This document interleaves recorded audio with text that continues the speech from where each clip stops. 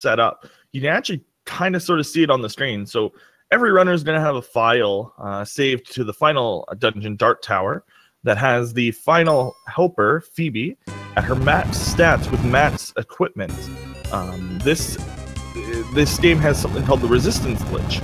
Basically, whatever the last follower you had on the save file, or like in the game, just exists for you, basically. So in this case, they'll be having all the resistances Phoebe has, all of his followers, giving them increased resistances, which is going to drastically increase the safety of the run throughout. I believe it also increases their stats. So he basically has a level 30 follower stat-wise throughout the game. Not so much damage-wise. The damage values are determined by their weapon, and as we'll see later, that's unfortunate. You can actually also die on this tutorial boss if you miss enough. It's definitely not uncommon. It's pretty uncommon, but yeah, it can happen. Luckily, this game is a very beginner video game. This is very this was meant to be like Dummy's first RPG, and anytime you die, you can just retry. There's no need to save, so you won't be seeing the runners really save anywhere because they can just retry battles that they lose. There's no reason to save other than just straight up save your progress because you're turning off the console. It's the only time you'd ever have to. Yeah, and even then, especially in a race, that is definitely not desirable because that will break your resistance glitch that had been set up. Exactly. So like, there will never be a time where the runners have to restart the game. They will just retry, which is quite convenient if you think about it. You also notice a mechanic in this game. This game kind of has the Zelda 2 and Zelda's Link's Awakening weirdness in that random 2D game where you could jump. I'm not sure why this doesn't continue into further games and why this is just a trend that very few games had in this era, but I wish that it stuck around. It's definitely fun, despite it losing apparently 1 frame every time you do it. Every time you jump, you are losing 1 frame. That is why, like in some games where you'll just jump because it either doesn't lose time or gains you time, in this game, it unfortunately stops the character for a frame every time you do it. It's also pretty unresponsive if it hits a wall. Like you can, I believe, heal a little bit more if you hit a wall of any kind mid-jump. So it's unfortunately not as fun as it could be. This is our first character, Kaylee. She will cut down a tree for us, and then we're going to fight some goblins and a slime. Now, there's another mechanic in this game called auto battle. You'll see on this side that the character has, on the right side has auto, and basically that means that the character will do a predetermined AI. They're very, very likely to heal if you have any healing items or they have a healing spell. And the way MP works is that it's a spell charge system for different classes of spells. Yeah, so basically you get X number of white magic casts and X number of black magic casts, and there's wizard magic as well, which are usually stronger, but they have much more limited charges. Yeah, they're basically like flare, meteor, like very high level magics. And here we are, the first real boss, quote unquote, of the game. Although honestly, he is easier than the because of the cure glitch, which is a pretty much unavoidable glitch. Another one of these, like, this game is pretty much just a collection of unavoidable glitches. So basically, for some reason, Cure works on a bunch of like living enemies in this game as damage. It's just not, most enemies are just not coded properly for heal. So I guess a bit about the runners here. Jighart, this is a group F match, I think. Jighart's PB is about 2 hours and 8 minutes, according to not actually terrible at all. Yeah, it's actually a fairly good time. And DarkCucco's PB, I don't see him on the leaderboards, but his race PB is at 2 hours 56 minutes. So I believe he's a new runner. He picked it up probably just for this tournament, like I did. Yeah. But quite common on speed gaming to see. Oh yeah, absolutely. So I'm sure he'll be able to knock his PB down. And you'll see on Jighart's side we have the a notoriously bad character, Tristram. he is horrendously inaccurate, and his AI is just programmed really badly in general. There's actually 3 cure potions that we're gonna get later in the run. We jumped over them at the very start of the Stall Forest dungeon, or I can't remember what Bone Dungeon, whatever it's called. Bone Dungeon. It's literally called Bone Dungeon. Okay, and we jump over it because if we don't, Tristram will just try to heal us all the time. Like anytime we take pretty much any damage, because we're so low level. Like we said, the AI is programmed to heal you, and that is just generally not beneficial because we need a specific number of items to do with Lich later on.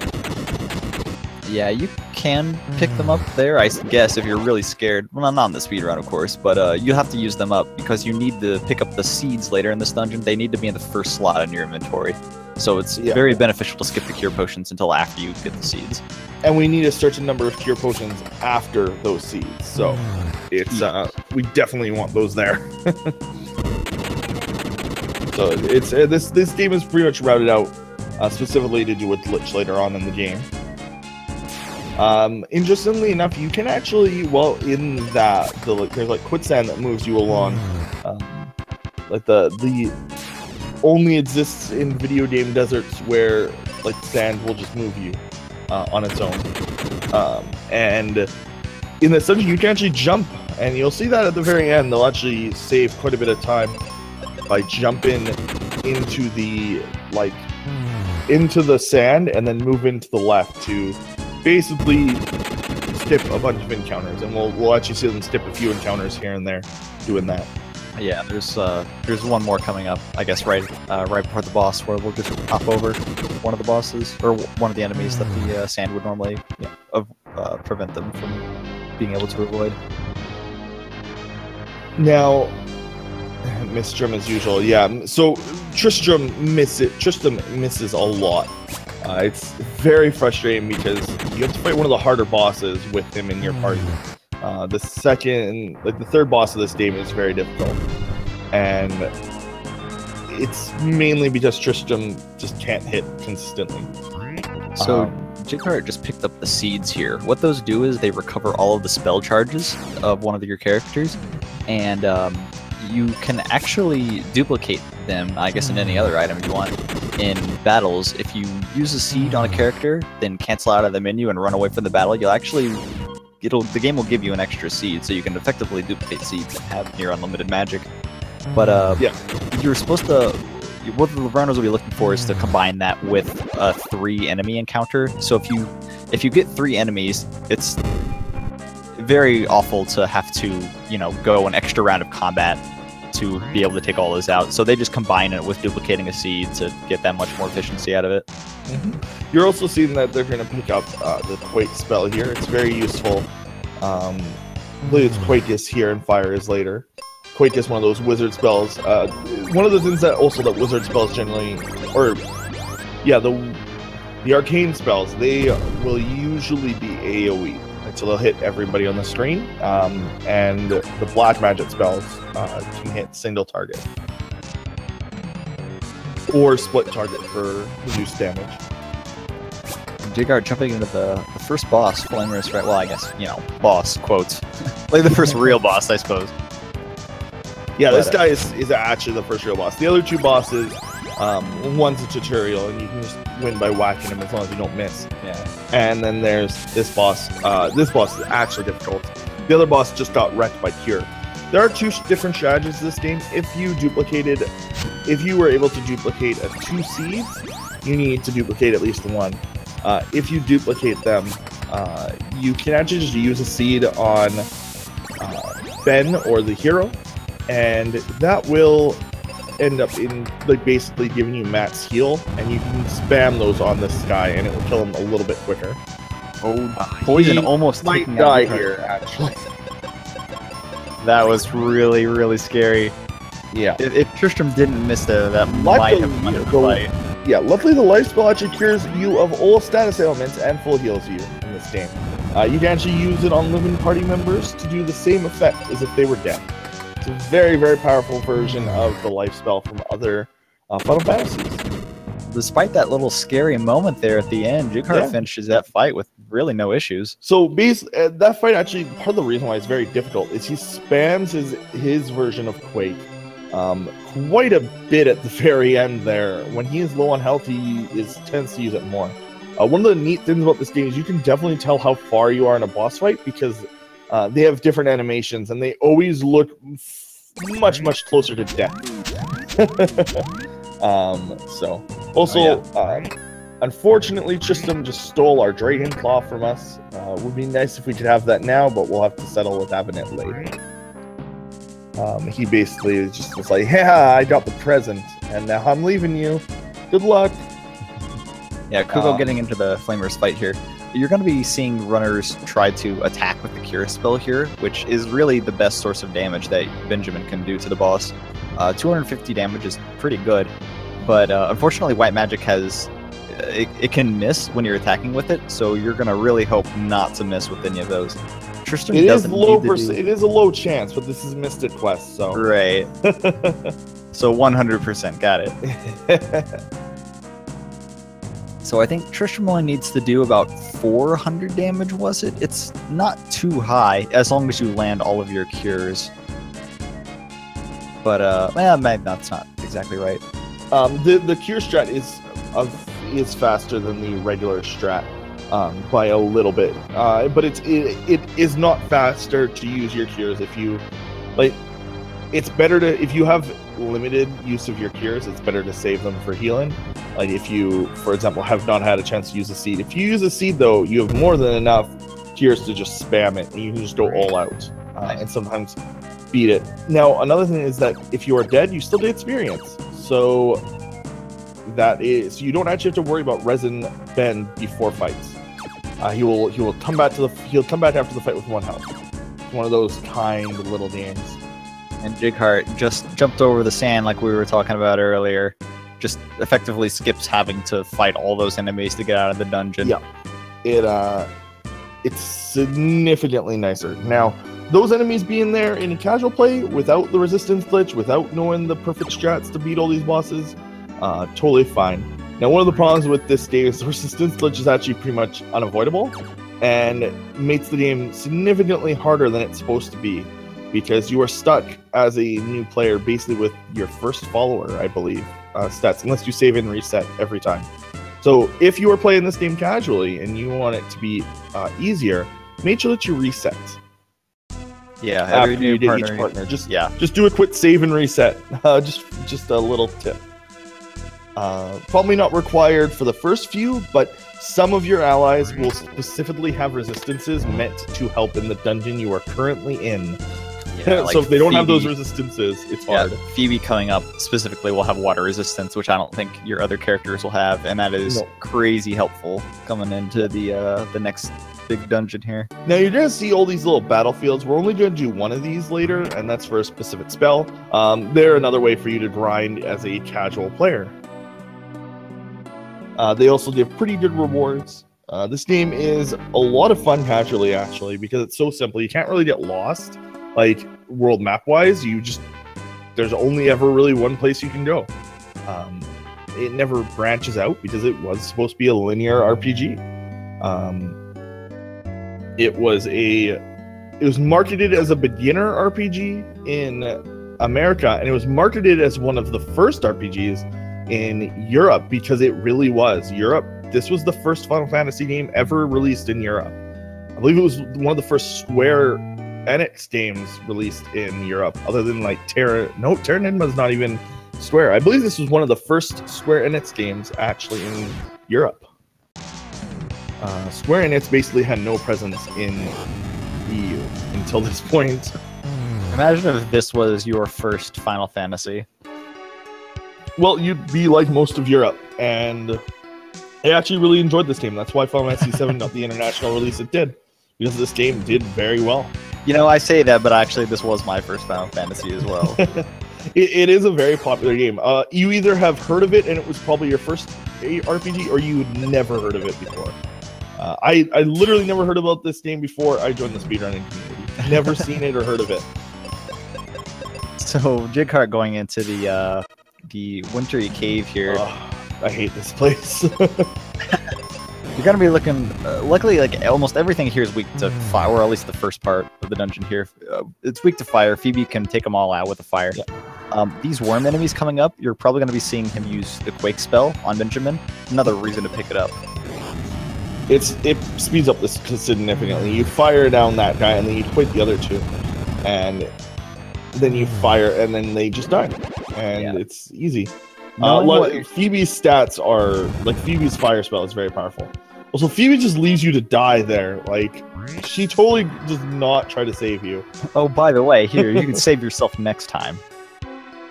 Yeah, exactly. It's like, okay, you mean, so should we just, like, you don't have the claw anymore. Do we just drop you now? So you get the cat claw there. The claw class of items give you 5 magic if you have them equipped, which may be significant in some parts of the game here. It becomes more significant later when you're really trying to like fight for stats. Yeah, when you're about when you're entering the tree specifically. Well, specifically when you have better claw weapons. So like right now you only have +5, but I think that the later ones give you agility as well as more magic. So you'll begin. I think when they get the Drayden's claws when it's very important, which is the second time Tristram joins the party, which is for a very, very short period of time, luckily. But right. So Jighart showing that you really need to know what your auto is going to do. So if you see like there's 2 different types of enemies, if you were to have auto on Phoebe, she would only cast fire on 1 enemy. So even though all of them are weak to fire, so you need to move her to manual to manually cast fire on everyone. Yeah, this game is pretty much all about like combining your you can actually do auto during some of the screen transitions. So if you know for a fact that like you're gonna need her on auto, or you need to switch a weapon, you can do that during a frame during the screen transitions and save a bit of time. You can actually do this at any time. So, for example, here he can set her to manual at any time during that menu, and he can switch his weapons at any time during that menu or on the world map. So, it's very useful. Phoebe's also spamming Thunder, as she does. These Centaur enemies coming up can be a little bit mean if they decide to take their action before Benjamin does. If they confuse Ben and maybe Phoebe, both characters, just like this, in fact. Oh no, he resisted the confuse. I think he got it. He got confused, but then his turn cured him. Okay. But yeah, luckily it didn't cause too many problems. Yeah, Ben being confused is not as big of a deal. He doesn't actually deal that much damage. We're just abusing weaknesses and such. Yeah, we set a lot of porcupines on fire. What are they all doing in this ice cave, man? Or hedgehogs, I don't know, whatever you want to assume they are. Yeah, the Centaur enemies, Benjamin can go before them. I believe he does a good amount of the time, but just in case they, sneak in and attack first. It can get pretty hairy, but luckily it doesn't seem to be having too many problems right now. So I guess welcome back everyone after the week hiatus from Speed Gaming. Yeah, and we are on Speed Gaming 2, and then we are moving to Speed Gaming 1 right after, or not right after this, but for the next match. Yes, there are 2 more matches of Mystic Quest today, and both of them will be on Speed Gaming 1 after this. Yep, and I'm sure that now that people are kind of recovering back from GDQ, the channel will ramp back up to its old values of somehow sustaining almost like 16 hours worth of content between the daily, two. Yeah. So we had 4 Mystic Quest matches that actually went on during last week that were not streamed. So I guess I can run over what all happened then. Yeah, I don't think we're close to the boss just yet. Oh no, we actually are. We're in the boss room, so maybe wait till the next lull. Yeah, let's do that first. So the next boss is actually nowhere near as hard as Flamesaurus Rex. Like we said, Flamesaurus Rex is very difficult. He's kind of like the major reset point for the run. So once you get past him, it's pretty much smooth sailing until about like an hour and a half into the run, where the infamous Pazuzu lives.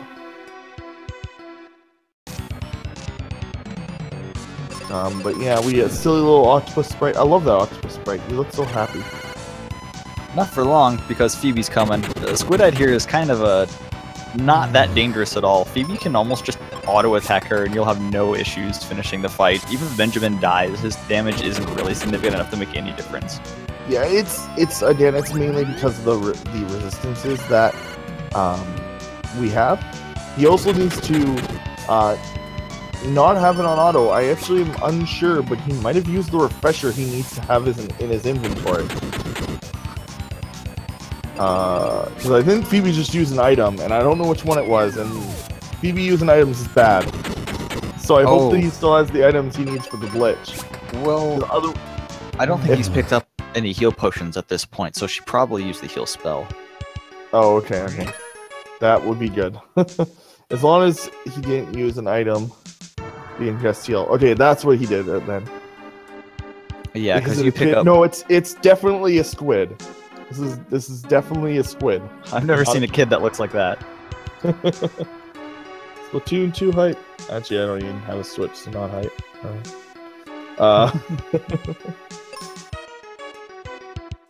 Yeah, they'll be picking up both refreshers and the heal potion part of the inventory management in the next dungeon. So I don't think you have any, worries about that right now. Mm-hmm. But yeah, the NPCs can and will mess you up if they're doing the chance. Also, as you can see, so actually every weapon, something we didn't mention, but every weapon has a form of like overworld usage. Swords, except for maybe swords. They stab the statues in the next dungeon. Right, that's right. So yeah, everything does. Even if some of them have less uses. Like, axe cuts down trees, claw climbs walls, sword pokes, and bombs blow up things. It's pretty much exactly what you would assume they do.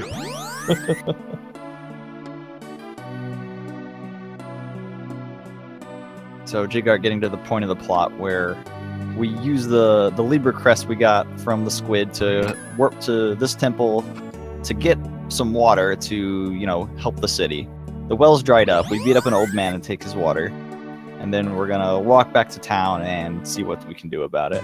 Just a small little side quest kind of thing. Yeah, we basically do something very minor that the characters think is gonna help, and then it doesn't do anything. But then we turn the crystal back on, and everything is better. Or worse, depending on your outlook. Like, I think one place gets overran by a forest, which could be both good or bad, depending on who you are. I mean, they cured that one plant. That's really all they need, right? But each of these areas are being negatively affected. For example, this is technically supposed to be a warm, like a very climate area, but here it is actually quite cold because the fire crystal is currently being warped. They're also going to use the jump mechanic to basically skip half of this dungeon. For some reason, this dungeon was designed in such a way that this could be done. You're supposed to go grab something else and move, but you can just move the same pillar instead of moving a pillar halfway across the dungeon to the other side. Right, you reuse a pillar. Very poorly designed. you reuse a pillar that you used at the start to kind of skip I think it maybe skips about a third of the dungeon. Yeah. It's not too much. It's maybe a fight or two, but it's still time save. Yeah, it ends up being a time save over time. So one thing that we actually haven't seen too much of on at least on Jighart's side, he hasn't had to use the he hasn't had to reset fights very much. Sometimes you can just get stuck in a lock because you straight up can't beat some fights compositions, and you just have to run from them. And because of the resistance glitch, which it's an oddly named glitch, but does what we want it to do. The resistance glitch actually also makes it easier to run. So, but yeah, here's where we skip kind of a portion of the dungeon. We just use the pillars from before and skip the dungeon. Like, we're supposed to get like other pillars. The game, like, for some reason the dungeon's designed as if you forget that these first few pillars you put in like don't exist. So we just use them. Cucco finishing up his squid fight with not too much trouble, while Jighart goes right into the snow crab fight. This is one of the very few instances of the game where just melee attacking with the axe is actually useful, since the boss is weak to it. But you have to run with the risk of missing, which the bombs do not miss.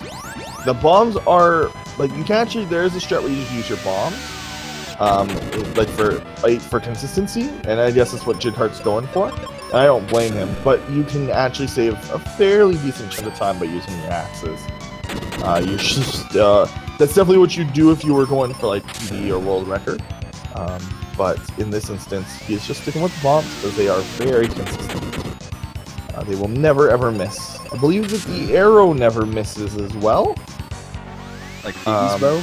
I believe that the bow and the bombs don't miss, but the shurikens will. I can guarantee you the bow can definitely miss. Oh, okay. Never mind. Bow misses. I'm only bombs. Alright, so... Oh, buddy. That was a really clean fight, actually. That was really scary. So, we actually don't go to the portion of the game where we pick up the life spell. So, if your partner dies at any point, that's usually it, unless Ben can somehow edge it out. And somehow... Yeah, we did just enough damage to finish it off right there. The only really other spell that we're going to be grabbing, I think, is Flare and then Arrow? Do we pick up anything else? Exit, of course. Exit, right. Exit, we actually go out of our way to grab, because it's so good. Alright, Jighart picking up his refreshers there. They need to be in this specific part of the inventory in order to set up the glitch later. And the enemies in this dungeon are actually not random, they're just invisible. There's a mirror that you can pick up very shortly into this dungeon that'll reveal the encounters, but they're all static anyway, so we know exactly where they're going to be.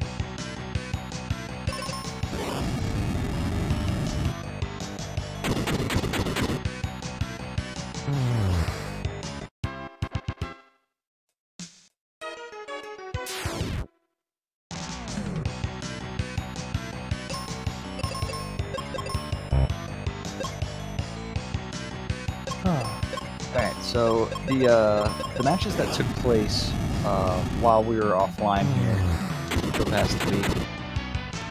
Cruel went up against Feral Pigman. Feral Pigman took the victory there, and Cruel went up against Snatch Dragon, and Snatch Dragon took that victory as well. I believe those were both... What group matches were those? Those were both Group C matches. Netara went up against Mark B. Mark B took the victory there. That was a Group B match. And then a Group G match was J-Shot versus Malay, and J-Shot took that victory. So those are the 4 matches that went on during the past week where everyone was off watching GDQ anyway.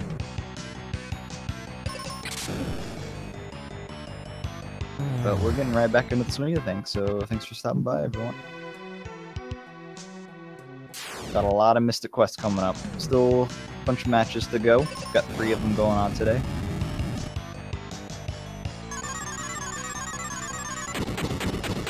Took a second to remember where the blocks are gonna go, but he's got it. Also, you can actually mess up the puzzle too, I think, if you push the block in the wrong spot.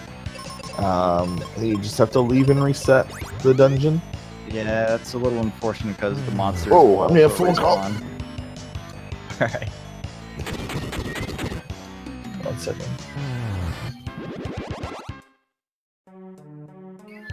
Oh, now my mouse is dead. Oh, there we go. So it's taking a second to stare down the boss before going into it. Alright, here we go.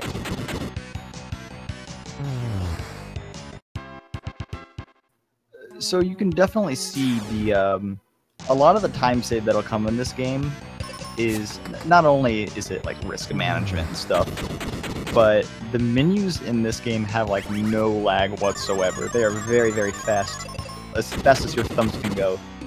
So a lot of the differences in times you're going to be seeing just menuing in the fights. And on Jighart's side, you saw that those burned enemies can petrify you. They don't use it too often, but it can get a little scary when they do.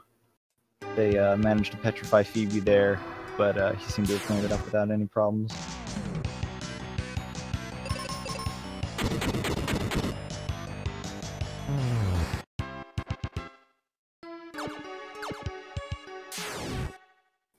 In my opinion, the ice pyramid here, where Jighart is kind of where the...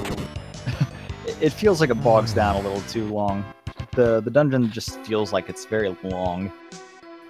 But I say that, but it's not nearly as long as some of the other dungeons later. Gotta deal with a couple switch puzzles here. Make sure you go the right way first so you can hit a switch to open up a path on the left. There's gonna be a couple of those in this dungeon. Cucco cleaning up the snow crab fight. Gonna be going into his pyramid now.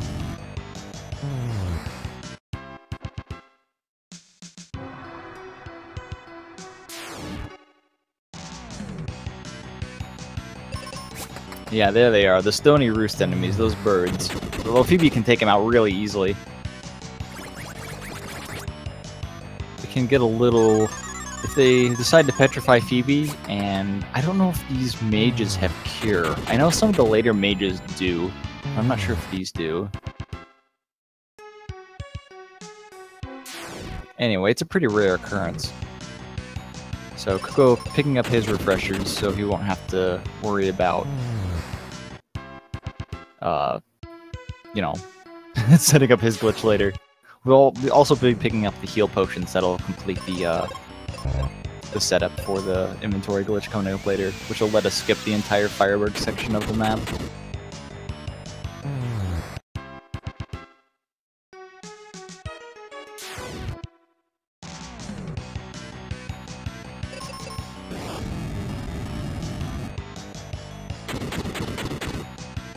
We'll also be picking up the noble armor.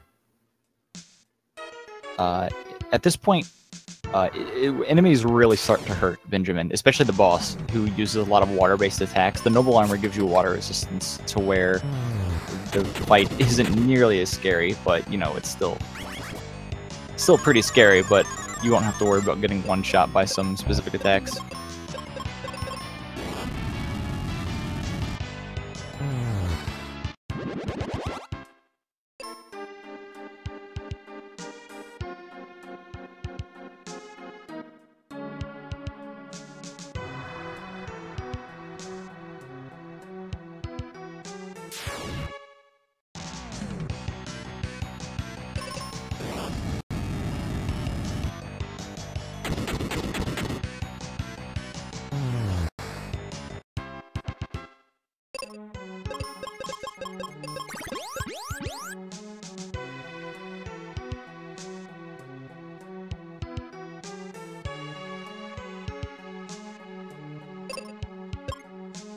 It's just a little about the weapons, because there might be some variants later on.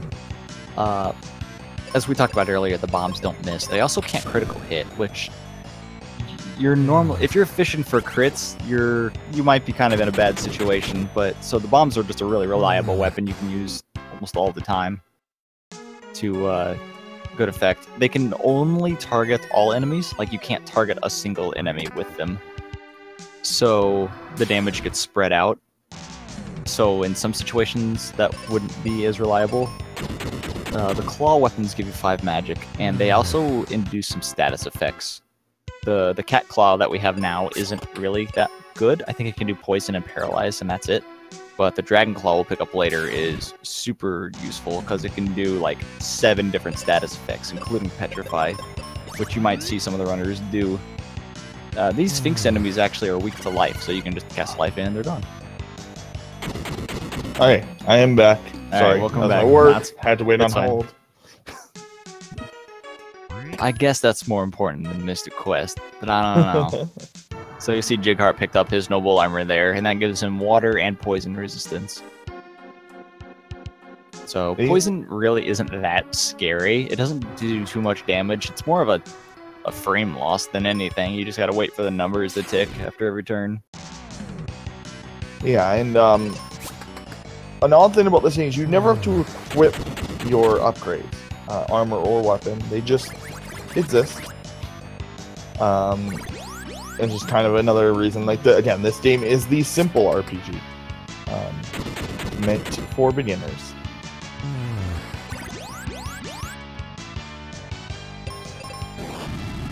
Getting a little bit trolled by that mage just curing himself there. Yeah, if you don't take out those mages, they can definitely just heal themselves back up over and over again. Yeah.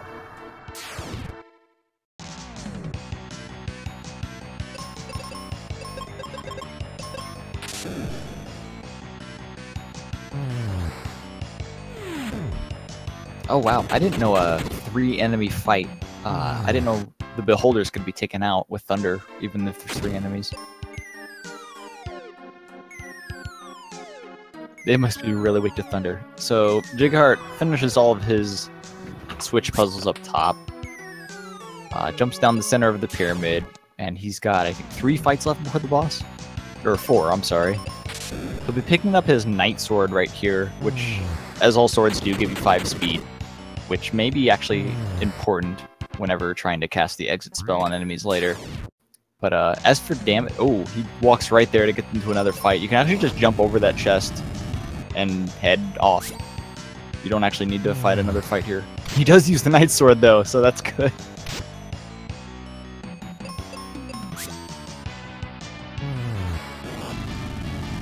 Oh my gosh, I'm loving this. You don't usually see any physical attacks for things other than bombs and sometimes the claw later. Yeah. He uses his last seed, so hopefully he doesn't need any more. I think he'll be fine because the last 3 encounters don't require fire.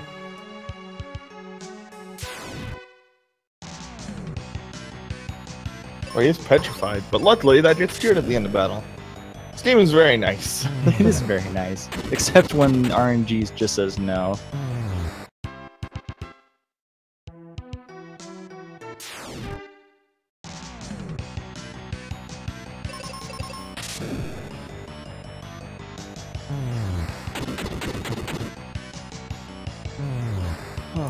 I believe these Sphinx enemies can also confuse, so just like the Centaurs from earlier, if you get an unlucky turn order, they might cause some havoc.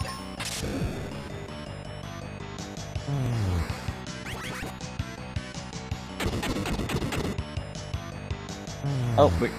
Jig gets out of him just fine. So Jig is going on to the boss here, the Ice Golem. He's big, he's weak to fire, as you'd expect an Ice Golem to be. And I believe he has a sleep spell? He used up all of his seeds, which is fine, because after this fight you know, you need to get rid of all your seeds anyway. You probably typically won't see runners pick up the fire spell. They'll just opt to use bombs on the boss. I don't know if there's any situations other than this boss where it's okay to use fire. But Phoebe does a good chunk of damage. I guess your bombs do about 2/3 of the damage that Phoebe's fire does, so Bins can still contribute a good amount. Like 400 is not something to just scoff at. It's pretty good. Can't remember exactly what the health of these bosses are.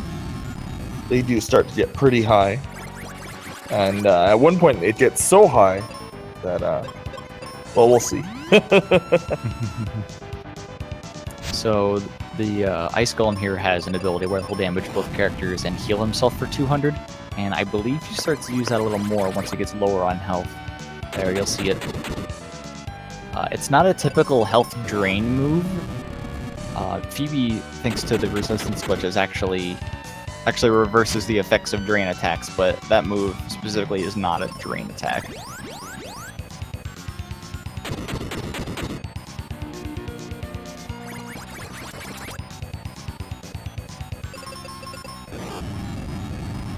I believe, though, he should be fine. Yeah. Yeah, it should be fine. So that Phoebe resists. Yeah, there we go. Yep, no problem. And there's down. Nice, clean fight. Does anyone know how to get the Mystic Quest randomizer to work? I haven't got it working myself. I haven't really tried. Your best bet would be to ask like some DDR noob or Almedis. From what little I've seen of the randomizer, it's pretty funny. Did they fix it soft locking, or is it still erased to wherever it soft locks? I know that the first few times I watched it, it just straight up soft locked. No. So, Jighart, taking a break here, I guess? He might have had to deal with something. oh. Or he's like me and he uses a controller that sometimes just disconnects. Oh, maybe that happened too. Anyway, he's back. Yeah. Picks up his river coin, hops down the hole, and he's headed off to the exit battlefield.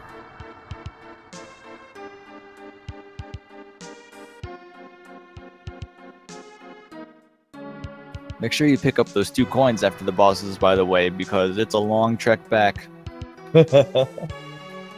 Yeah.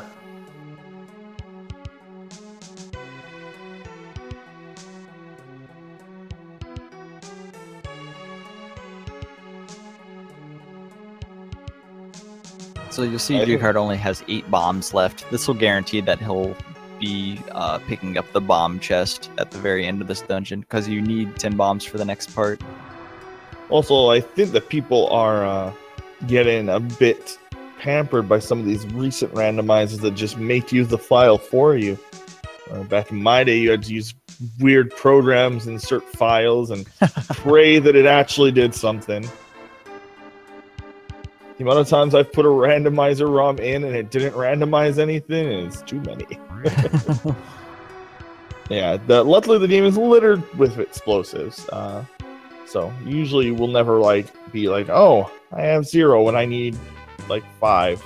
It's usually, well, I have 1 and I can grab 10 here and 10 there, so I'm pretty good. Yeah, there are some backups if you waste bombs. The hub area in the focus tower where all the doors are, you pass by that so many times and there's a bomb chest right there. You are almost guaranteed to never have any bomb problems. Yeah, so now we're just going to basically spam this battlefield 10 times and hope that we get decent encounters. Because if it's a single octopus, we get to attack first. If it's not, then they can confuse us and we have to try to run away. I think that we can really only efficiently kill the single octopus. Yeah, I always find it funny when you get confused and run away, because I feel like Benjamin's just kind of stumbling away in this open field here, and I don't know why the enemies let him do that. Who are you blaming, Coughlin? Didn't you make at least one of them?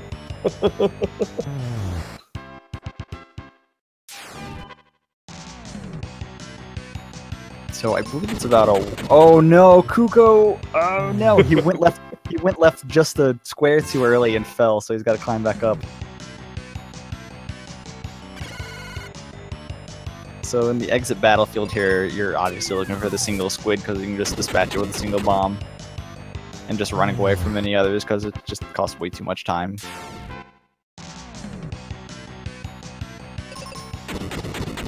As much as it looks like you can jump over this, you definitely can't. You can jump back if you're on the left already, but there's really no reason to do that. There he goes, he makes it.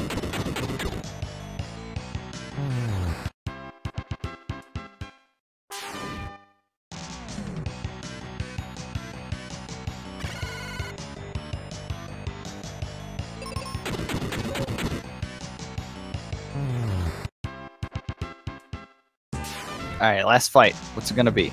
Nice, single squid. So Jig is gonna be picking up his exit spell here, which, as the name suggests, will just take you from the dungeon back to the overworld. You just exit a dungeon. However, its much more useful function is that it just ejects an enemy from the battle. So the vast majority of fights you'll see coming up, you'll see Benjamin just using exit almost every single time, just to remove one enemy. You don't get any experience from it, but just the sheer time save you get from just, you know, completely removing an enemy is just absolutely worth it.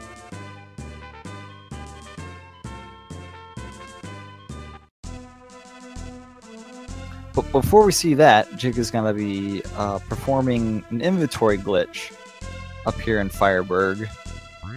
Now, he's been picking up the brown chest items in a very specific way to make sure they're in his inventory in specific spots. So at this point, his inventory is he used up all of his seeds, so it's going to be blank, cure potion, refresher, heal potion. So actually, when you buy 0 of an item in this game, you do really buy 0 of it, and it puts the 0 in your inventory. But using an item subtracts 1 from it. And if you have 1 and you use 1, it subtracts 1 and makes it 0, which removes it from your inventory. But if you already have 0 and it subtracts 1, it wraps around the 255. So he just bought 0 seeds, you use 1, and suddenly you have 255 seeds. At this point, you also buy 19 cure potions from the lady there, and that just magically gives you the Sun Coin, the Sky Coin, and the Mobius Crest. So, since we already have the Sun Coin, we can just skip the Fireburg portion of the map, because we can go open up this fire door down here. Yeah, and this skips quite a bit of content. Completely makes it actually messes with the credits too. Oddly enough, as well as the world maps throughout the game. Because we never actually do that section, most of the world map is now going to be covered in clouds. Because this cloud is basically covering the parts of the map we can access in the game. But because we touched the fire crest, it thinks that we did it, but it never set the flay to remove the dust or the cloud. So they basically have to play the game semi-blind. Luckily, the arrows are still there, so it's actually totally fine. And you'll see the first use of the exit spell right here. As long as this mummy doesn't troll him way too much. Just like this, in fact. Yeah, there are actually very few times that we're completely alone on the world map, and this is one of them. There we go.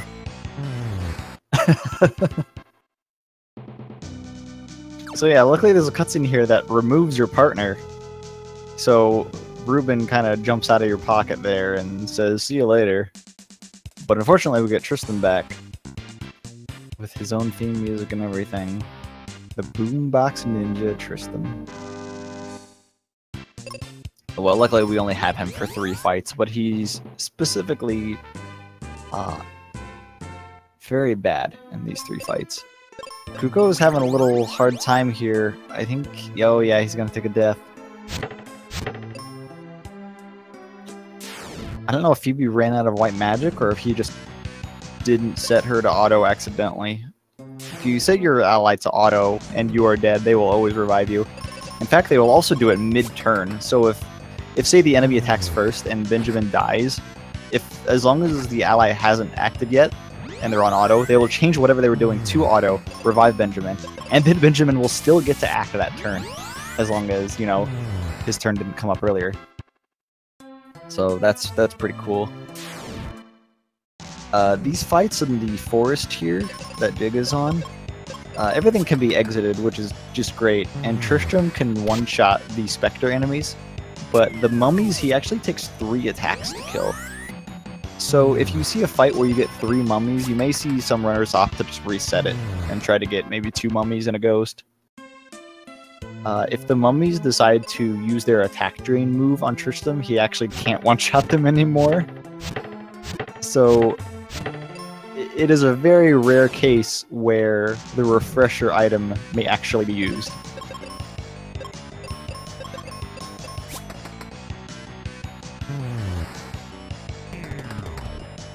Oh, also the ghosts can clone themselves, which can make the fight just, you know, go longer. Luckily, this is one of the games where warp is useful. Cucco as like an attack spell. All right, Cucco played a bit risky on that last turn there, but he cleans it up. Those health values are not safe. But as long as he gets it, that's fine. I like his one bomb left, too.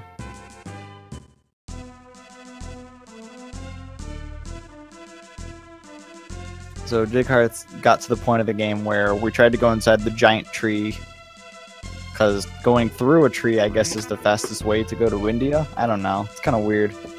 But our axe is not big and scary enough, so we have to go find Kaylee, who has a much bigger and scarier axe than we do.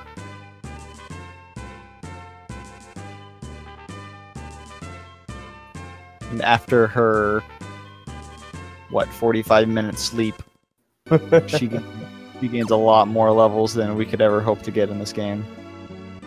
She's just living on Oblivion time.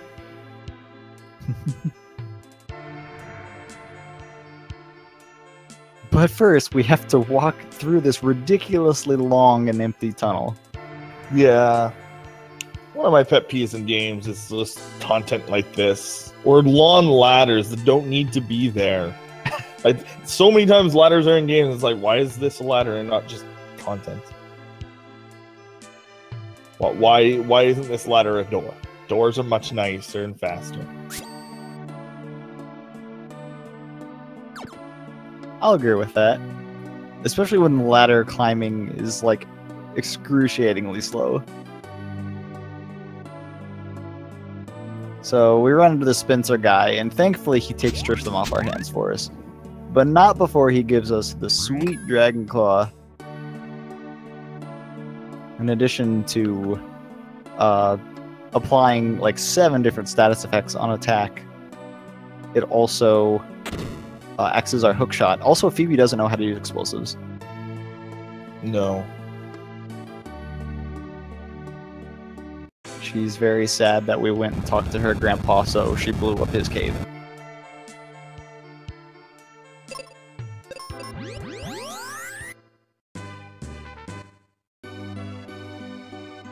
Which is a little worrisome because she's the one that taught us how to use jumbo bombs earlier.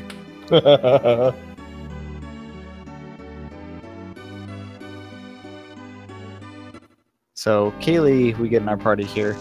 She has one attacking spell, Arrow, which is a bit limiting, you'd think, but the vast majority of enemies from here on are weak to wind, so it actually works out very well. And we will also be picking up the Arrow spell for ourselves here in just a moment.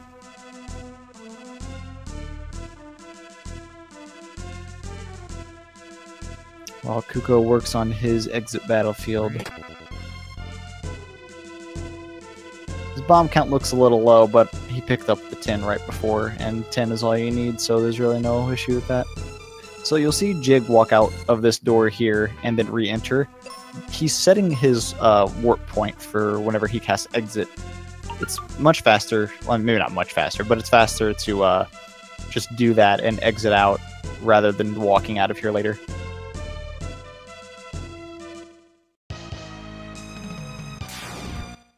Get a sneak peek at some good music. I say some good music, but all the music in this game is great. Yeah, this game has a fantastic soundtrack. One of the best.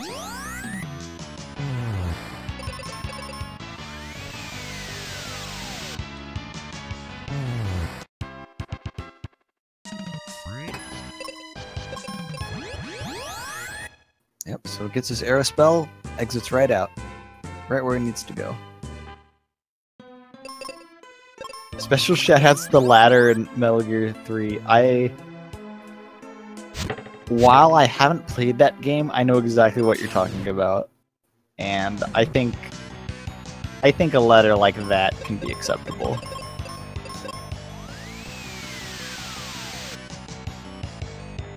Nope, no ladders are allowed. So now that both characters have arrow spell here, you might see some different strategies, a more risky or a more safe strategy that some players do. You can opt to have Kaylee single target arrow one enemy and have Benjamin clean up the other two. I guess as long as he's high enough level to actually one-shot them with arrow. Or you might see both characters cast arrow, which will defeat the encounter in one turn, but it's a bit more risky because you have 3 enemies that are going to be taking their actions rather than 2.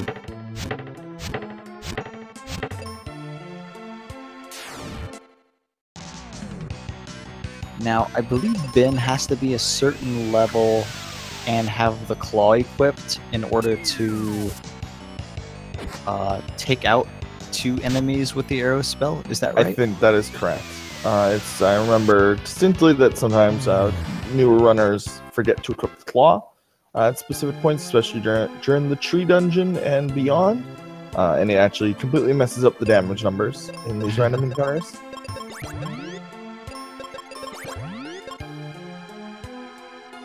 Quite often you'll see, since Exit doesn't run on magic attack at all, the sword might be equipped just to make sure that, just to give you that slight chance of going faster on some encounters.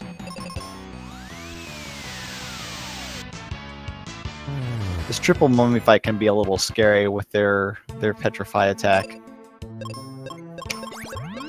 Normally, Kaylee does have petrify resistance at this point, but due to their resistance glitch, she does not.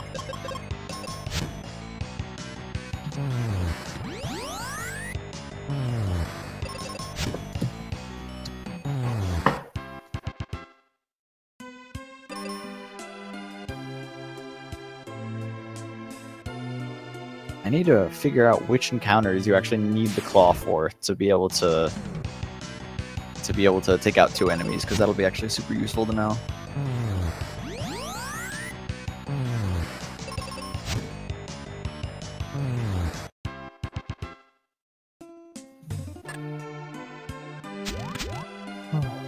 Yeah, it's at level 12 where you can do so, but I'm not sure exactly which encounters. I believe it's the mummies.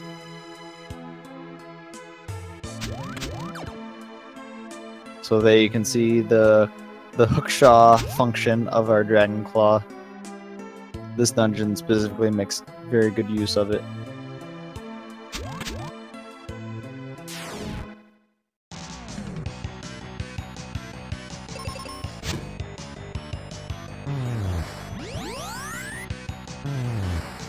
Alright, let's see if Cucco let's see if Cucco is as unlucky as Jig was on this mummy. I believe Jig had 2 or 3 deaths, and Cucco just takes it out on the first turn, no problem.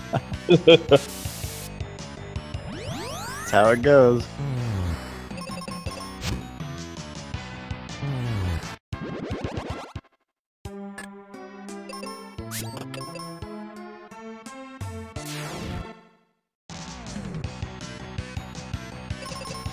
So this leech gauntlet coming up can be a little bit of a time waste. Having 2 leeches or 3 leeches is actually a big difference in time, because Kaylee can take out 2 no problem, but when you have 3,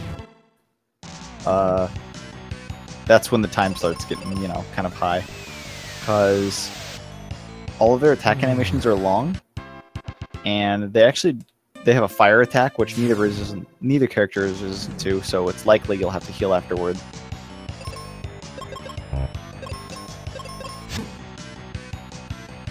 I mean, Kaylee can take out a single leech, no problem, but then the other 2 are gonna take their turn.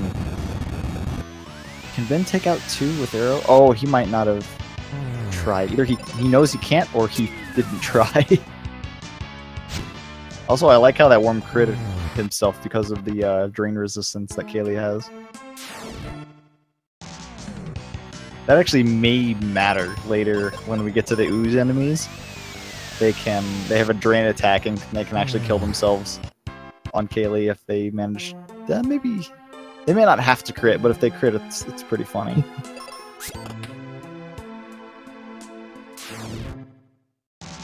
Not done with leeches yet. So these ooze enemies are actually immune to magic. Now, not only are they immune, they actually reflect magic as well.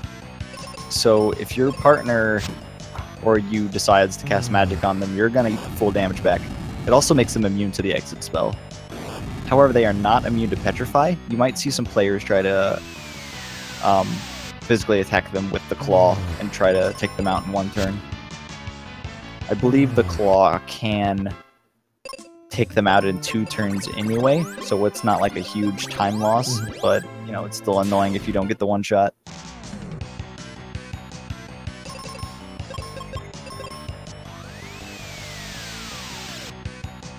And DarkCucco is retreating, trying to find a much bigger axe.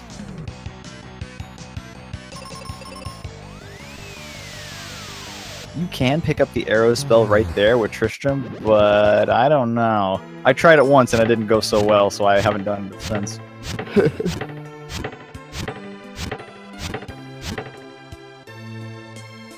With all these casts of arrow, you'd think that the sky would fly up of that smoke. A place called Windia, you'd think it'd blow all the clouds away, but no. Oh, Jig going up and over. You can actually just go straight left there, even though there's no, like, claw blocks on the side of the wall. You can actually just go straight left. It's like the dumbest time save, but it totally works.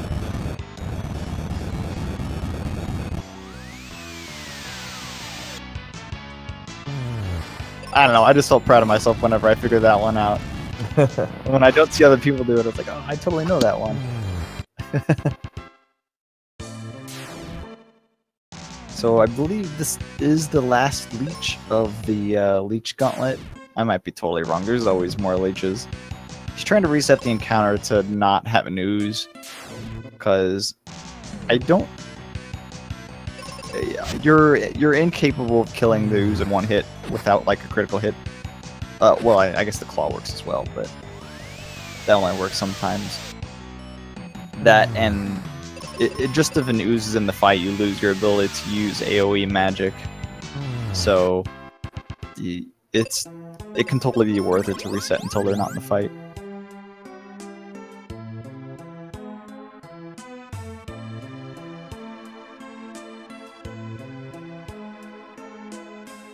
So he gets out of the leech gauntlet and is in the frogs now. I believe the frogs do have a petrify as well. And a paralyze. Your partner is resistant to paralyze, but you are not at this point.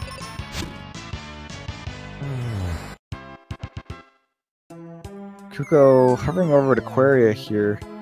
He needs to go back in and go grab Kaylee. Yeah, there he goes. Hop over that old lady. Or I guess walk around her too. I guess that's the more polite thing.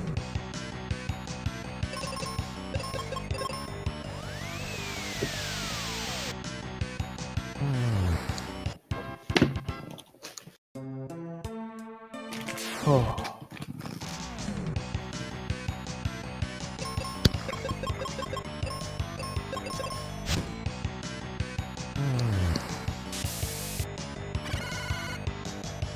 We should be, and we're at about the halfway point now for pretty much both these runners. Unfortunately, there's such a long walk to get Kaylee and then go back. Yeah, you'll see both runners in this dungeon at the same time, but the dungeon is just so big that it's, you know, not really a good comparison. Yeah, this whole section is just very long. Cucco did not set his exit point on the world map, so hopefully he won't cast exit after this fight. And just walk out as normal, because if he exits, he's going to go back to the Aquaria side of the map, and he'll have to walk all the way through the tower again.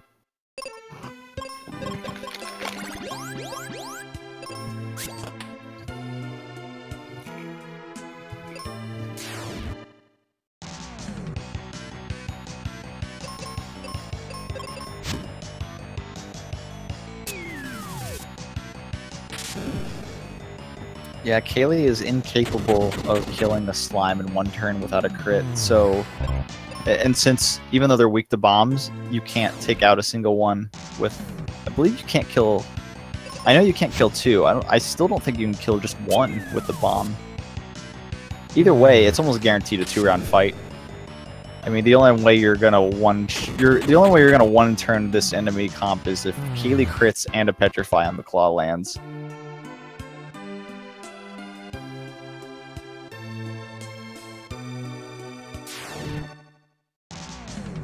These skeleton enemies are a little dangerous. They have an instant kill attack, but luckily they are still weak to wind, just like almost everything else. The last 2 encounters in this dungeon are a set of 3 skeletons, so those can get a little scary.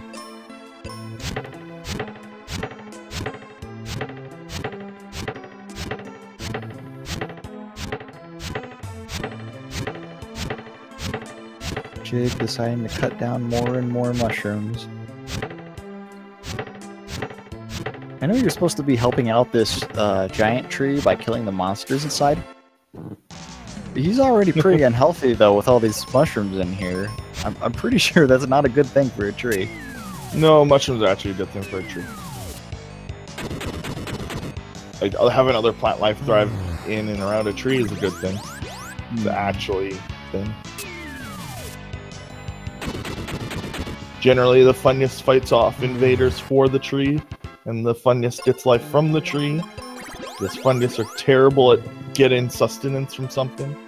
They do not do photosynthesis. It's actually generally fine. It's buds. Buds are bad. Buds are usually bad on trees. So Mr. Tree Man is fine. You know, I should have known this, but I just thought about it. Is that he has that face, you know, at his trunk that you talk to him, but he's got a face up top too. Whenever you're done with the dungeon, he probably just moves his face. Oh, of course. Why didn't I think of that?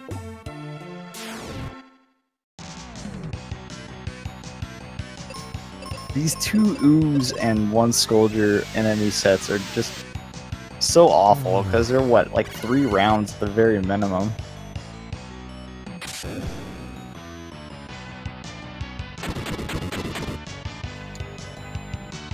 Oh, no, I guess not. Never mind, I don't know what I'm talking about. Yeah, because Ben can just bomb and take out... Okay. Yeah, never mind. Ignore me. It's obvious who the new runner is in this situation. It's me.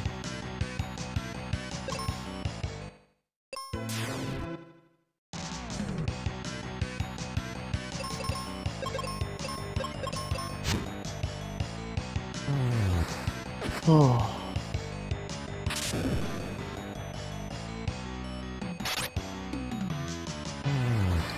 Jig tried for the Petrify on the slime there. Didn't get it, but he got a critical hit, so he took it out in 1 turn anyway.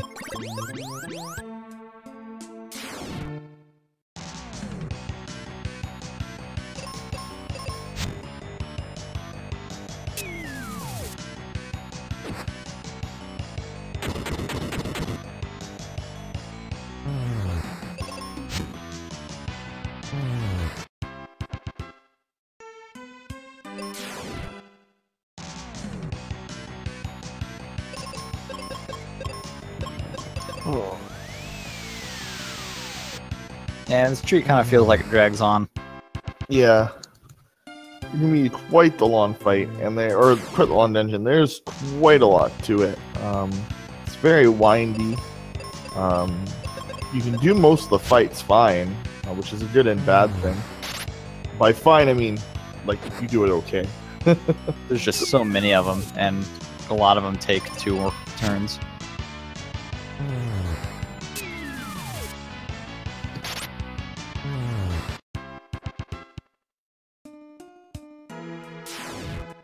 And it's very hard to kind of know how far somebody is in this dungeon, just because of the way it's laid out. Yeah, a lot of the screens look kind of similar, unless you know exactly the map. Mm-hmm.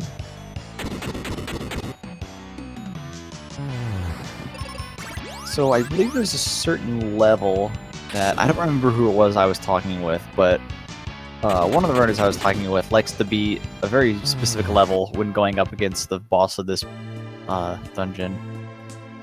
Just in the super rare case that Kaylee gets petrified, right? I want to say it was like level 16. Yeah, it was level 16. So if you're level 16 against the boss, and Kaylee gets petrified, and you have full health, you can actually eat one of his hard attacks and be just fine. And by just fine, I mean have like 20 health left. So here's the 3 Scoldger fight that can be a little scary if they decide to use their instant kill. And there's one. Oh, but I missed.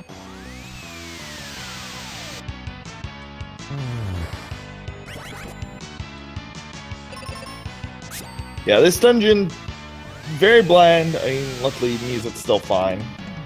That never changes. Luckily. Yeah, the music's good, but it's just a little dreary.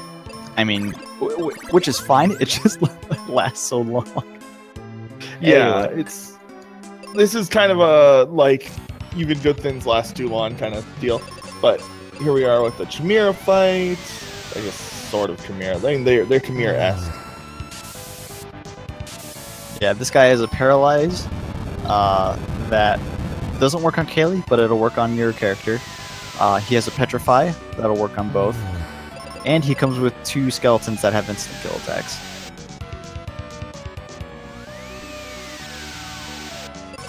He also does a lot of damage to Benjamin with that skill.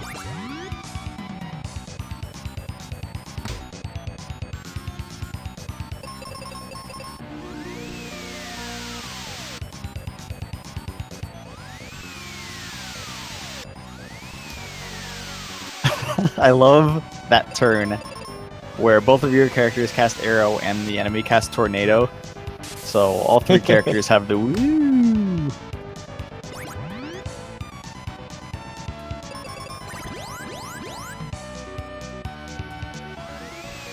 AI Kaylee using a smart double cure there.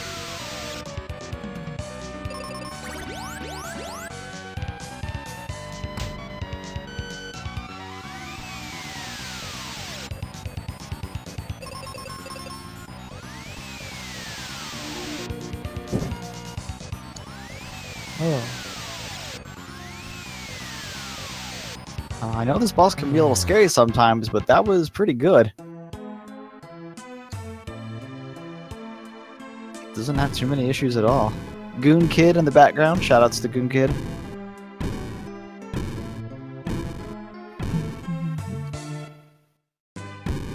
And here's the little cutscene of the tree moving across the world map that you can't see because the clouds are still here. Yeah, again, we've messed up the game by skipping that one part. So we're not actually done in this dungeon yet. Now, in this dungeon, I don't think any other dungeon does this, but as soon as the boss dies, all of the other encounters just disappear. So you have a free path to go right towards the treasure chest. I think this is the only dungeon, which kind of made sense. I mean, he was just moving around, and nobody inside really knew that was happening. They probably all just kind of fell out. Yeah, they just got knocked aside as the tree walked away. They weren't holding anything. That makes you wonder why he didn't just do that in the first place. I don't know. Chimera too strong. He must have paralyzed.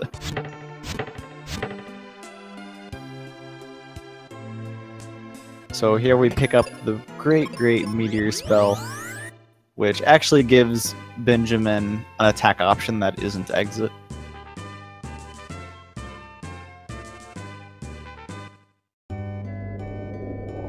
So in this upcoming area, Mount Gale, Meteor is going to be doing a lot of work. And here you'll see buy the Cupid Locket, which gives you confusion resistance and something else resistance as well. Something else resistance is my favorite. It's confuse.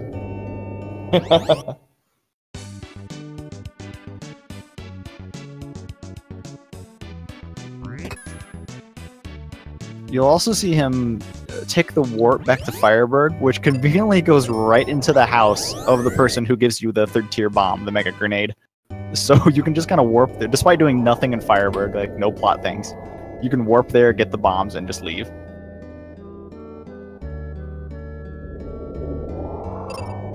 Oh, Cucco, that's not the right way. Okay, good. I'm glad there wasn't a path down there, because he might have kept going, but I'm glad he He came back. You're absolutely right. I do need to buy the Cupid Locket because I got confused. So, Mount Gale here on Jig's side. I believe every encounter in this place can be cleaned up with a single target arrow from Kaylee and a meteor, because meteor is just that really strong at this point. Yeah, meteor is absurd. I believe as long as you're level 16, you can actually use the sword on these fights. You don't need to have the claw equipped. Just to have that slight chance of going faster than some of the enemies.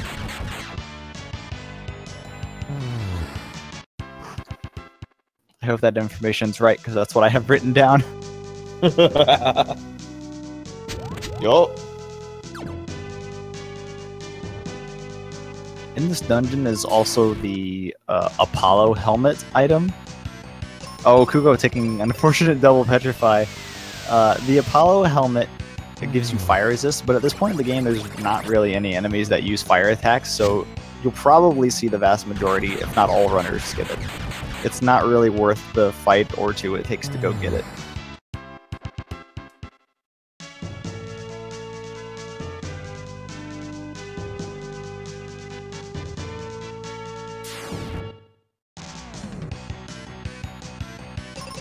Those frogs giving Cucco a little bit of a hard time.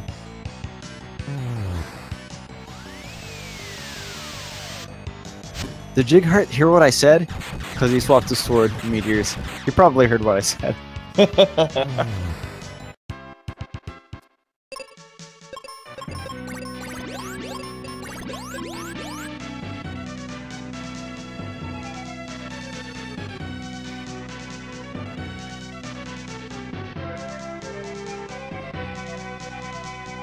Yeah, this dungeon can be a little confusing at first, but you kind of have to go all the way around in a spiral and then head up to the boss of it. I know when I was trying to follow the speedrun guide, I even following it word to word, I still had a little bit of issue navigating this place. Yeah, navigating, the guide isn't the best at navigating. It's really good if you know the game already, but navigation, not as good. Can get pretty confusing. I swear he like skips parts. He's like, this room. Oh. Well, that doesn't look like the room I'm in right now. How do I get to this room you're discussing? Shoutouts to Mike's RPG Center, which has a bunch of maps for this game. Like, every single map in this game is, like, perfect. I definitely referenced that a lot when I was learning this game. To be fair, there's a lot of sites that have a lot of different Final Fantasy maps on them. Oh, yeah. It's a little shame, actually. Nowadays, it seems that that's happening less and less. Yeah, I know, right? Because everything's in 3D now. Modern game maps. Jig getting a instant death on Kaylee, turn 1.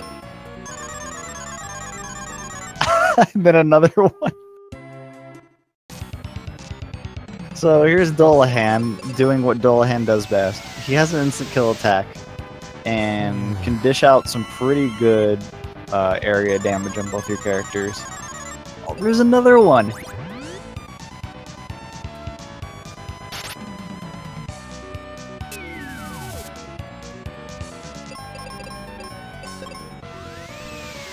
So Benjamin is actually the vast majority of your damage on this fight, because that meteor spell just kind of does a lot of damage to this boss. So Kaylee kind of plays support in this fight, while Benjamin just throws out his 1600 damage meteors. Because I believe at most Kaylee can do like 700 maybe?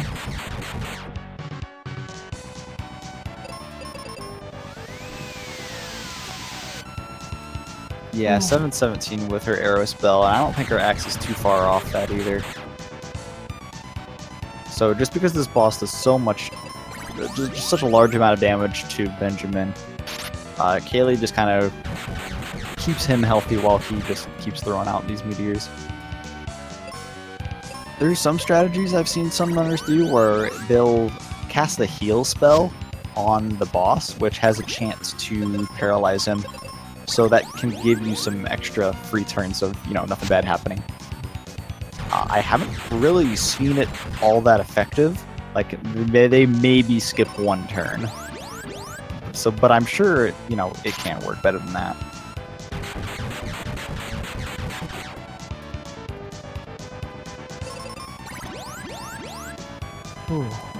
Dolahan ditches his horse, you know he's getting serious.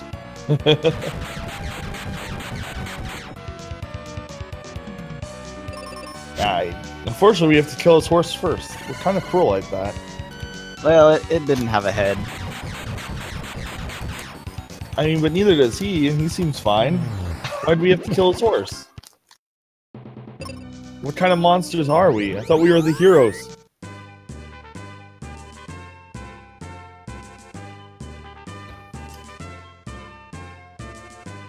We're the heroes. Sure, we're the chosen one, but then we get to the final boss and he just says he made everything up. So that makes you wonder why everything's happening in the first place.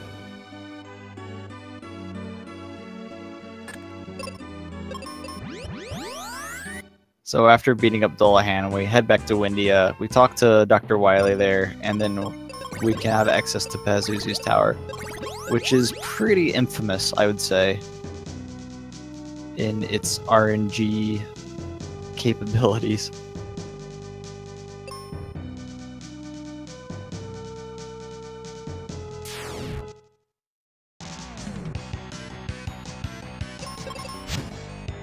Now, these Beholder enemies are also immune to magic and reflect magic, just like the oozes on the other side.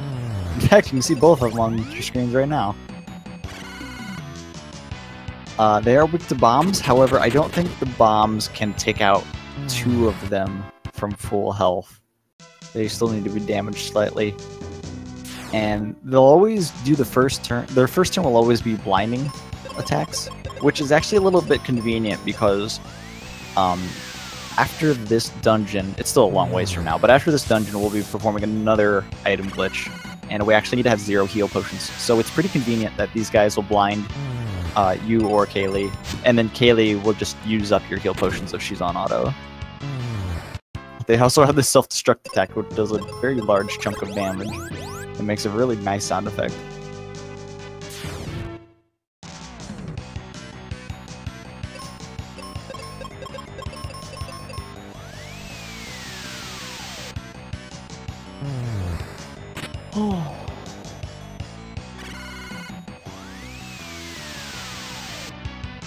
And we are getting close to the part that everyone cut. Like this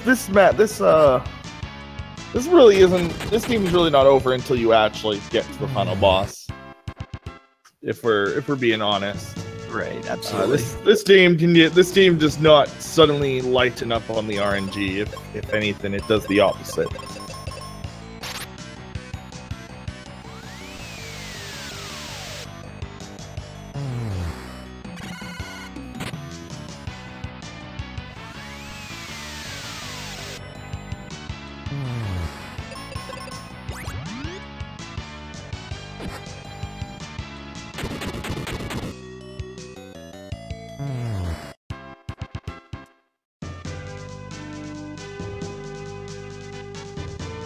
As far behind as Cucco is right now, I think he's actually doing a lot better than his PB. Yeah, like he's probably on pace for quite a bit of time saved.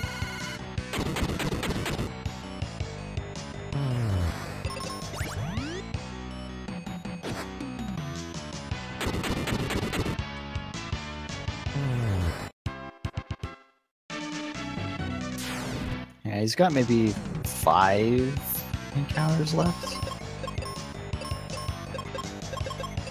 These Manticore enemies over on Jighart's side are really scary. They have a Confuse, they have an instant kill, they have a fire attack, which no one is resistant to. But luckily, you can cast life on them to instant kill them, and of course exit. So it's not really that dangerous when there's only 2 of them, but I guess we'll go over that whenever we get to the hallway here. Oh right, it's not this one, it's the next one.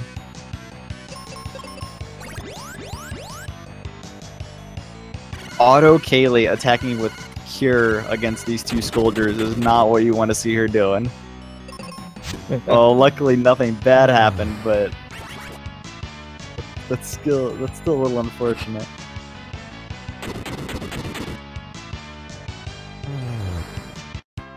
I didn't even know that fight could be 2 Scolders. I thought it was always 3. Nice. Though I believe the next one is always 3.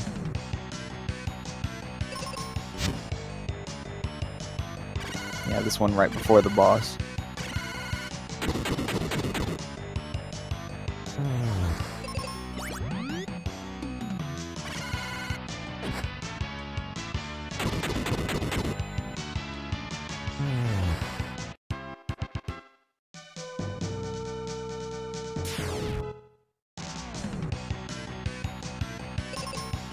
Going for the risky play there, but makes it out just fine.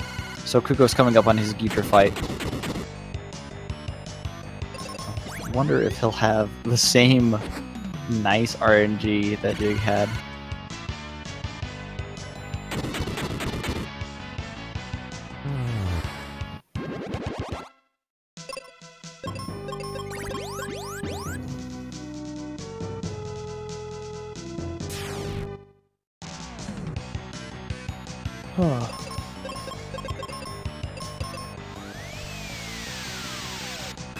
We are making our way through these 2 dungeons.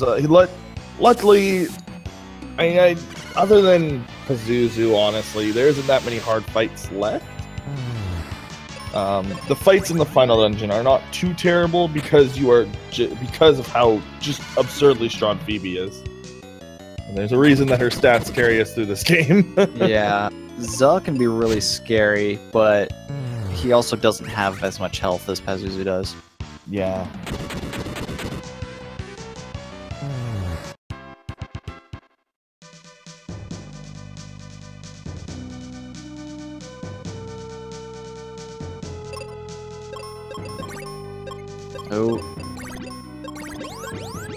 Oh no, Cucco, you should cure that petrify. No! Oh wait, that was paralyzed, never mind. I know you want to kill the boss, dude, but you're being really risky. Oh, but he gets him! Sometimes you gotta make the risky plays to save time. Uh-oh, Jighart getting an unfortunate petrify on Benjamin on the first turn. He's gonna opt to just try to muscle through it. And he does, nice. Yeah, this Hellway here is really scary because it's 3 fights of 3 Manticores. And as you just saw, it can get scary.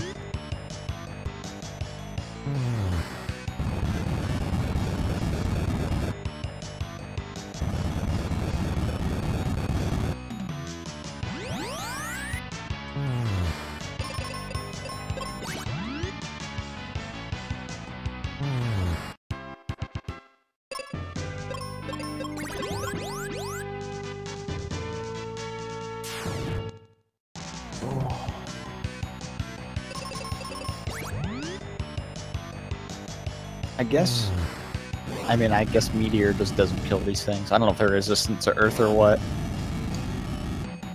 But none of the notes I've seen have ever said to use Meteor on these guys, so I guess I've just never tried. But I would assume it just doesn't kill them, which is why everyone opts to use Exit instead.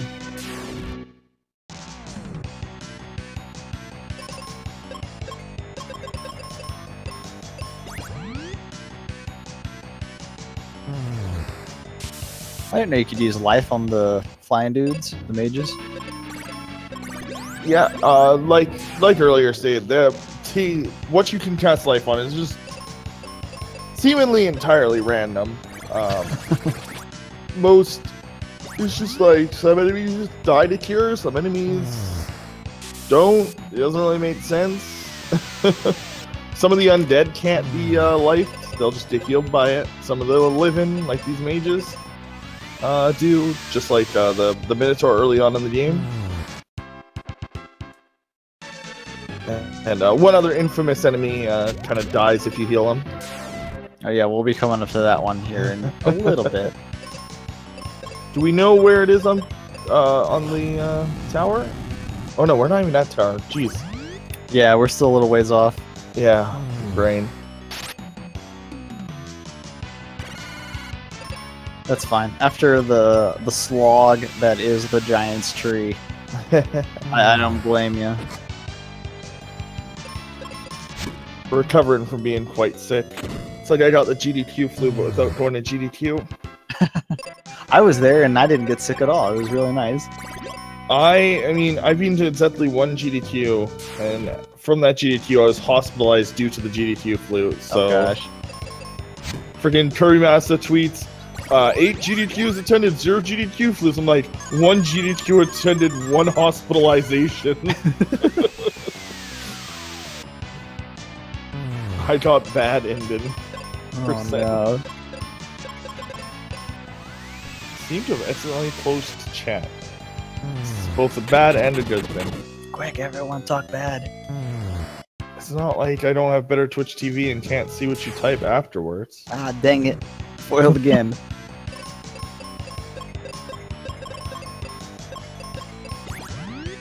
So, Jighart is coming up. Well, I say coming up, but it'll be maybe 5 minutes still. On the portion where Pazuzu RNG is going to be, you know, the game of the day here. So earlier in the tower we talked to Pazuzu and he teleports from to one of the other floors on the map. So he goes of the 6 floors he can go to 5 different floors. So he's either on floor 6, which is the best, or floor 2, which is the worst. So above the scrub, I do know that they are different glitches. I know that. It's just funny that it is a similar idea. That's all. I know it's different.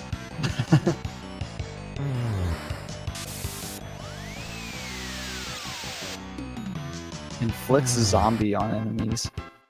Is zombie a status effect? Is that just like another word for instant death? I'm not sure, but I did know that they are 2 different glitches. I've in fact read the guide and done a run. I don't have enough time on the leaderboard because my run is crap, and I didn't have enough time to actually get runs in for this tournament. As I got a new job right before the tournament started, so I guess focus on life. Yeah, I'm in the same boat. I didn't complete a run until like right as the tournament started. I don't even have it up on the leaderboards yet. So I'm sure when I do my first match, it'll be pretty bad, I'm sure. So anyway, all the runners are going to be hoping for a floor 6 Pazuzu, because that is the fastest floor. Floor 2 being vastly the worst. Floors 1, 5, and 4 aren't too different from each other, but floor 2 is absolutely the worst.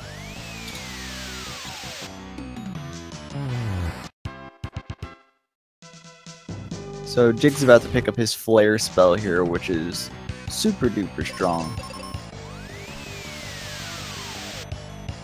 I see Cucco is all targeting arrow and then, you know, using meteor on everything. That works, but Kaylee can actually just single target down one enemy just so there's one less attack that comes in before Benjamin does. So there's the flare spell. It's so strong it actually like changes a lot of strategies on the fights, because you'll want to, you know, use it as often as you can. There are a couple enemies that resist fire that you don't want to use it on, but those aren't too common, and flare just, yeah. You could really just have your partner defend Benjamin while he casts flare, and that's, you know, just about it. Yeah, this is where Benjamin kind of gets to show off. It's kind of weird because it's like we're so low leveled, and yet flare is just still doing so much damage. All right, so Jig's coming up here on his floor 6 reveal. Will it be PogChamp or will it be Baby Rage? Both of which are emotes that you can't see right now. Yep. I mean, hey, Segway, you can click on the little rolly ball thing and you can help out on that. Either way, Oh, I'll no. still type it out. Up to you. Not a floor 6. Dang. Now, if you have paid for any emotes, then you can do Kappa HD. If you have that, you can do this. If you're a degenerate like me.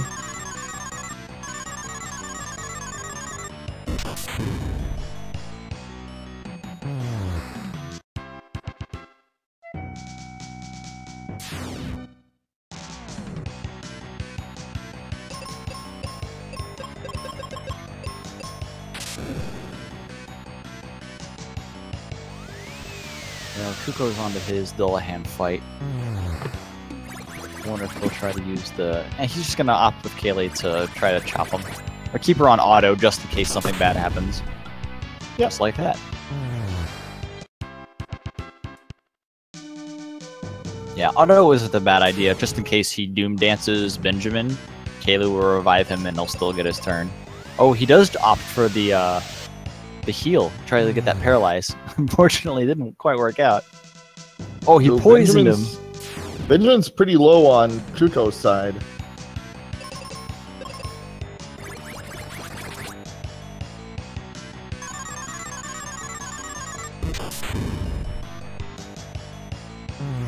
Oh, he poisoned the boss. Oh no, he manually cast heal on Benjamin, but there was nothing wrong with Benjamin. Oh no, he probably meant to hit up to target the boss.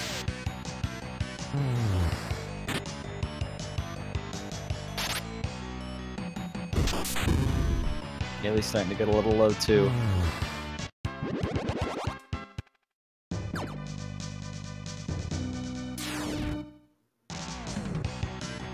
Jig does not get a floor 5. Floor 5 being the 3rd best. So I guess the orders go, what, 6, 1, 5, 4, 2, I believe it is. Not on floor 4 either. So this is where you're sweating. Because Pazuzu is either on floor 1, which is the 2nd best, or floor 2, which is the absolute worst. And you just don't know until you keep going a little bit further.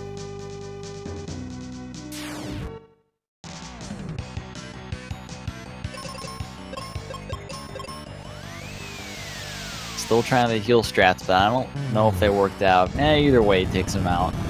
Got a little hairy there midway through the fight, but, you know. It is what it is. Missed the quest.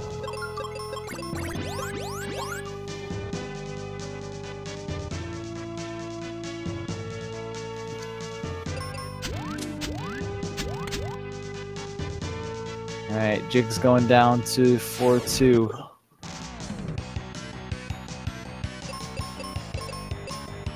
He's got to go up and hit the switch.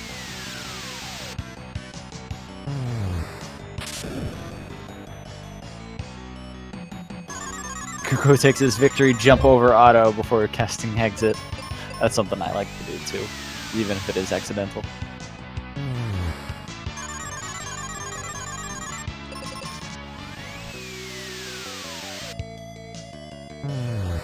I think these gargoyles actually do have a bad attack, like Petrify or Instant Kill or something, but I just don't remember what it is. You don't Right, I mean, at this point, it's so like a non-issue almost at this point. Unfortunately, Jighart gets a floor 2 Pazuzu. Oh. Yeah, that's the proper reaction. Oh! You can still see that emote if you have Framer Phase Z. Feels Birdman. Aww.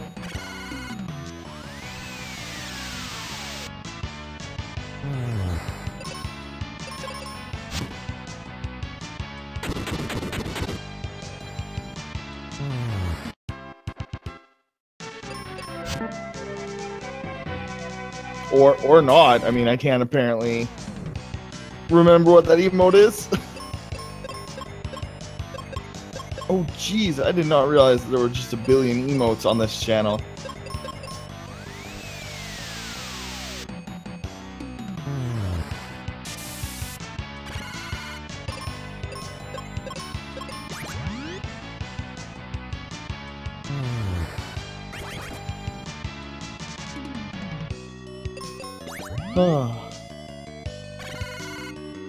So this will even up the runners a little bit. I don't, even if Cucco gets a floor 6, I don't think it'll put him in the running to win the race.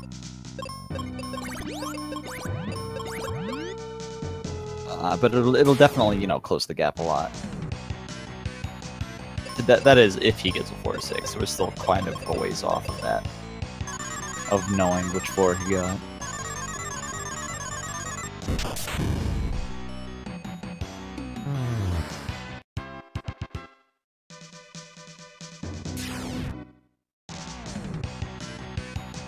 You can already see how many extra fights floor 2 is.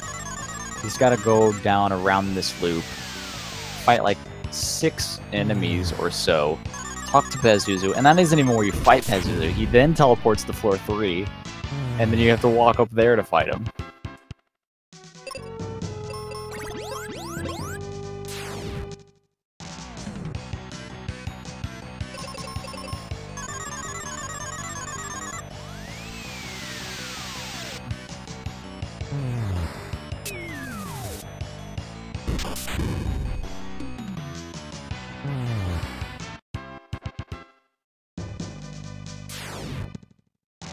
Yeah, it's always unfortunate when a runner gets just bad RNG here. Yeah, because there's really just nothing you can do. It's not manipulatable RNG as far as we know, and I'm sure people have looked into it. Well, I mean, people are looking into it now. Like, for example, DDR knew when he's on like decent pace, he's noticed that if he enters the tower at roughly the same time, like he gets similar, if not the same, outcomes. So people are looking into if it could be manipulated, and if it could be manipulated, is it worth, say, like powering off the console, losing the resistance glitch for a dungeon? Oh, gosh. Because you could, in theory, if it was manipulatable, you could save, reset, manipulate it. If it's worth the time to get the best outcome, then you just have to save and reset again when you get Phoebe to get her resistances for the final dungeon. Now, would it be faster? Like, is it still safe without the resistance glitch, etc., etc.? Is obviously all things that would have to be tested if that was ever discovered. Anyway, because if it was manipulatable, it would probably require a save and reset. That's really unfortunate, because consistency over time save, you know, because that is a lot of time loss you're getting. But if you could guarantee floor 6, like sure, every time, I suppose you're right. Or as long as you're not going for like whatever the trip floor is. Yeah, 6 is right. I'm like 95% sure on that. I was like, it's pretty sure it's floor 6 and floor 1's like the worst or something. Nah, floor 1 is actually the second best. Oh, okay. But yeah, even if you could guarantee like floor 1, you need to guarantee just a good option from a specific manipulation, then that would be sick. But obviously, you'd have to. So many factors to a reroute. I love the freaking. My favorite part of this game is the expressions. Square does a really, really, really good job of having expressive, like sprites. Like this game really has that Final Fantasy V vibe when it comes to the character. Like Bartz and Benjamin are very similar, like in the way that they're portrayed. Is Jig doing what he should be doing? I don't remember if this is the right way or not. I don't remember either. Pazuzu went to floor 3, which is where he should have gone. But Jig opted to... Oh, he may not have hit the switch on floor 4. Rip. Oh, that's what happened. If you hit the switch on floor 4, Pazuzu cannot go up here. But he did, so Pazuzu is not going to be fought on the 3rd floor. Where did he go? Oh, Pazuzu! He's going to be on 4 or 5, I think, because he did hit the switch on floor 6. I think that's what that means.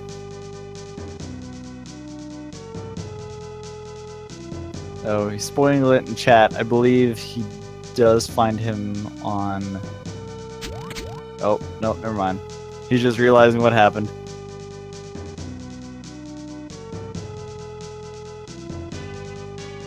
Oh, Pazuzu's tower. Now, if he goes up here... Oh, wait, no, this is floor 6. Never mind.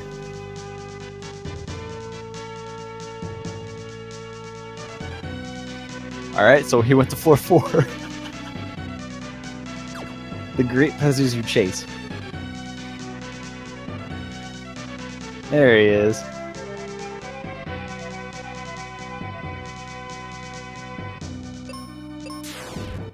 Okay, yeah, he's gonna go hit the switch, because if he didn't hit the switch, Pazuzu would go back up to floor 5.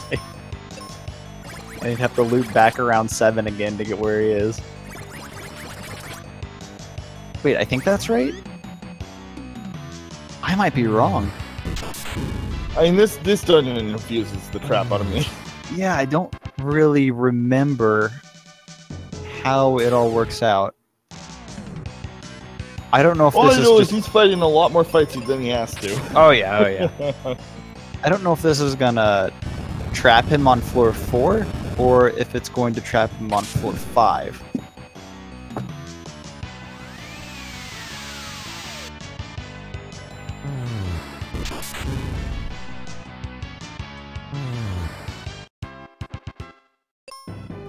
Meanwhile, Cucco going into the Hellway here. Okay, that trapped him on floor 4, so he can just fight 2 more gargoyles and be there. Running out of bombs, only got 4 left. But that's fine, because you're running out of useful fights to use the bombs on.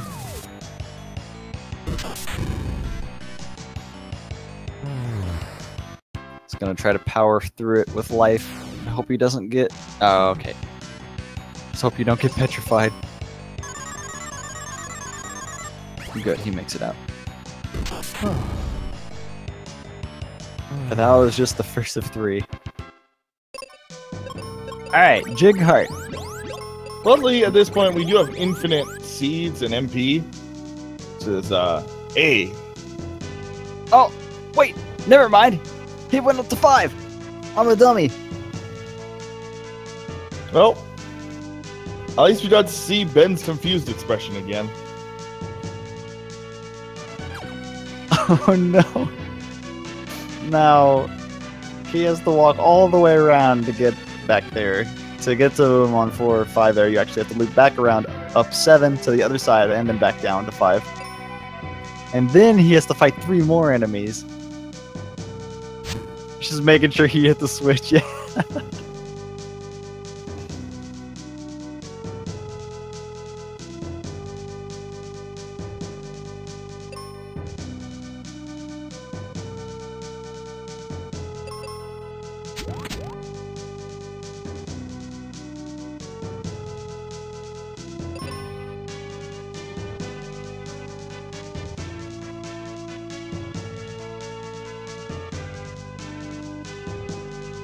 Oh, did I say 3? Sorry, I meant like 4 or 5.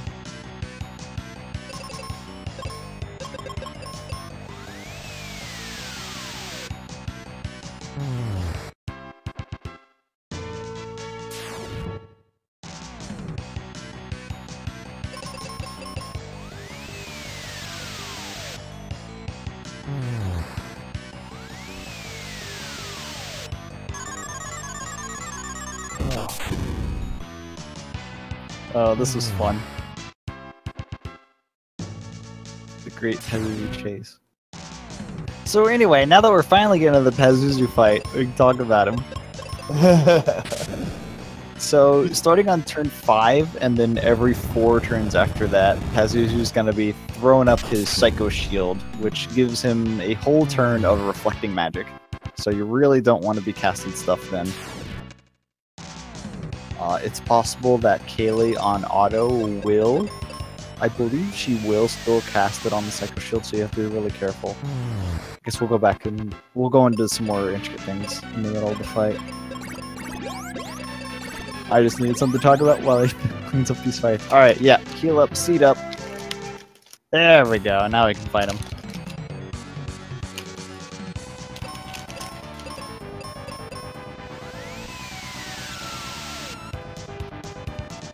I believe Pazuzu here has the most health out of any boss in the game. Not the final boss, but we don't exactly fight him legitimately.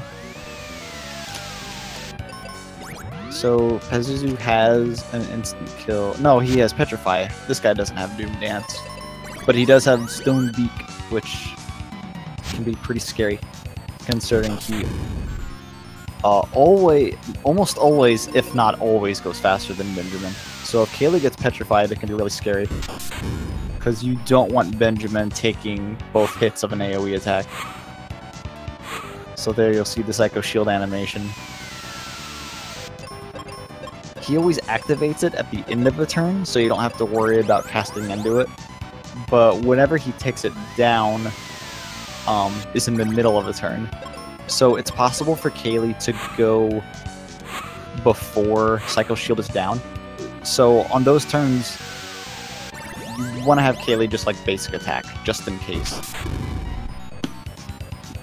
But Benjamin is always slower, I believe, so you can always cast Flare and be fine. I believe at this point, well, I think Jig might be a little higher level, but I believe at this point you only have you would normally only have like 4 wizard casts, so it actually lines up perfectly to where you can use your free turn of Psycho Shields to use a seed on Benjamin.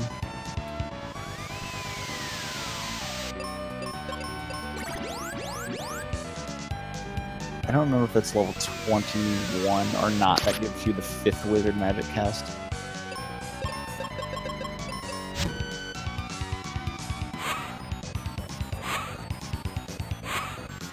Pazuzu already on his last legs here.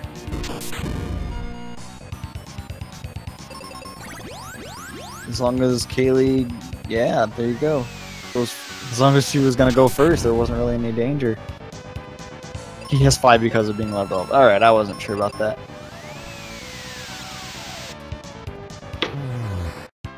Oh my gosh, look at that. After taking so long to get Pazuzu, Jighart just destroys him.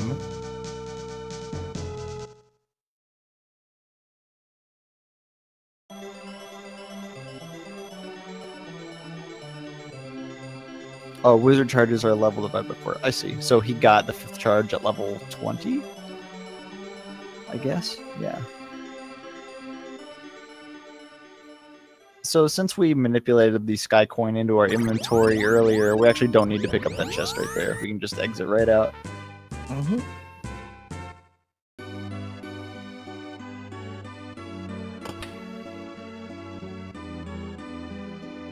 So you'll be seeing another inventory glitch here. You go to this lady, you have to make sure that you're out of heal potions, because you need 0 cure potions in your 4th slot. So after doing that, you need to go talk to Otto and activate the cutscene where you get Ruben, and then use one of the cure potions. That'll give you the Thunder Rock, which is what you're on the quest to get right now. But make sure you don't use those potions before getting Ruben, or else this cutscene will never play and you'll soft lock. Yeah. Now, this game is very interesting. Ruben, we basically skip every part of the game he's in by just coincidence. Like, to the point where his end in cutscenes, like, bugged. Because, like, he says something like, "Where is this person?" And the person is literally in the cutscene, or, like, in the cutscene before. Because, in theory, they were supposed to leave. And we kind of borked the game pretty hard. Which is fun. Ruben showing us the proper way of using explosives. Luckily, he did not learn from Phoebe. That's correct.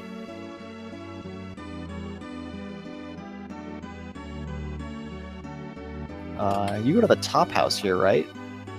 And take the warp.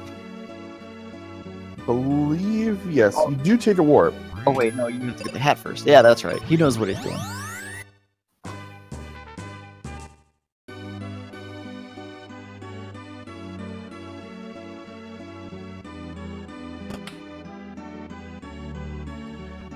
You do get to use Ruben in the max ship dungeon. That's a very short dungeon, and it's the only time in the game you'll see Ruben fight. And honestly, what he does mostly is just defend you while you cast Flare. He does have the white spell, which is actually decently powerful enough. So it can definitely be used on a couple fights here. These Chimera enemies, I believe, are actually resistant to fire, so you might, or rather, you should see runners use Meteor on them instead, or I guess Arrow works too. You'll see people use Meteor on them, or they'll just not use Flare on them. That's what I'm trying to get at here.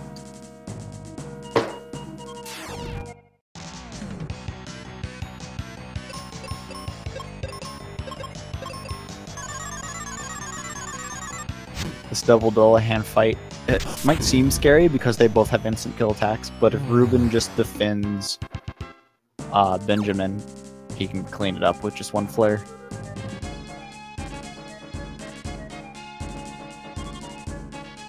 It's actually a pretty nasty enemy composition that you can get with these guys, so it's pretty worth it to reset the fight and get the 2 Thanatos.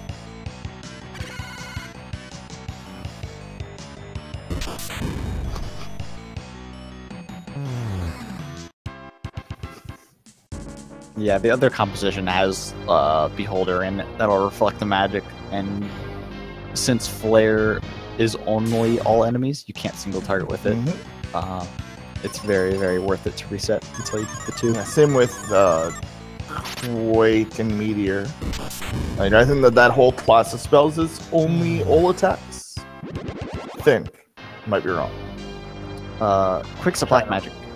Sorry? Quake is a black magic. Oh, and, right. Thunder, you can actually single target with Thunder. Oh, never mind then. It's just random. Yeah, those are the odd ones out, but there's only 4 spells, so that's like a quarter. No rules for us. Luckily, Ruben does have life, because it actually works out just fine on this 3 gargoyle fight. Because they are vulnerable to life. And just like that, the dungeon's over already. Yeah, like I said, we basically skipped most of Ruben's content in this game. Yeah, they pick up the Gaia armor there, which now gives them sleep and wind resistance.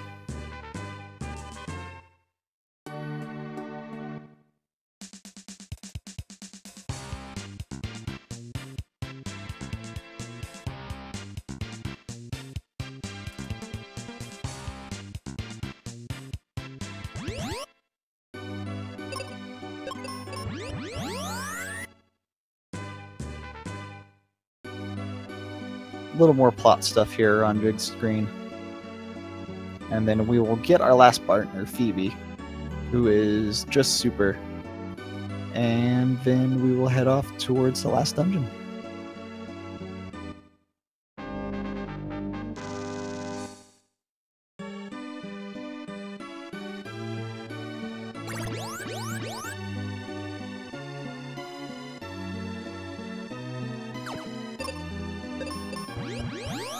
Taking the victory jump over Captain Mac. I also do that. Not on purpose, but, you know, it just kind of happens. Alright, so Cucco coming up. Is he going to get a floor 6? Oh. No, walk up, dude! You gotta walk up. You gotta see if you got a floor 6. He hit the switch and left. Oh, wait.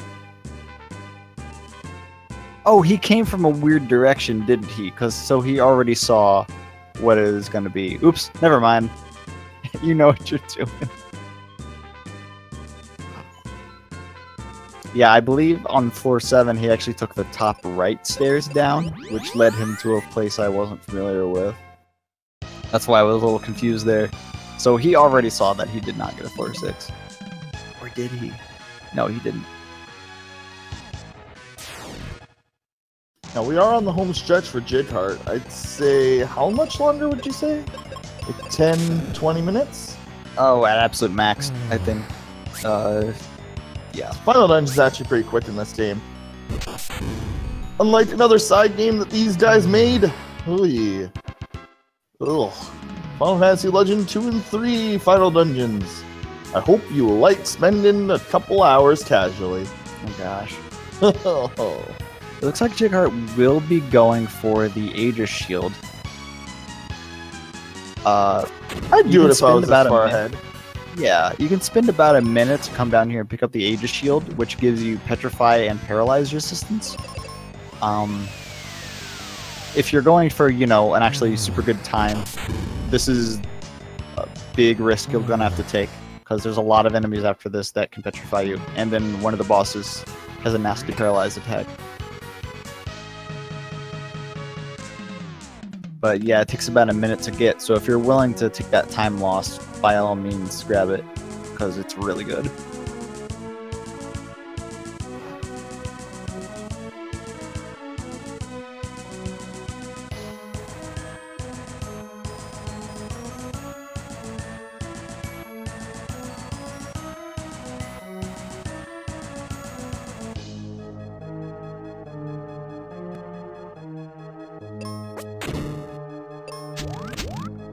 Has 2 bombs left after that throw. Alright, so this boss is cool. You can cast both life and exit on him to kill him, which is amazing.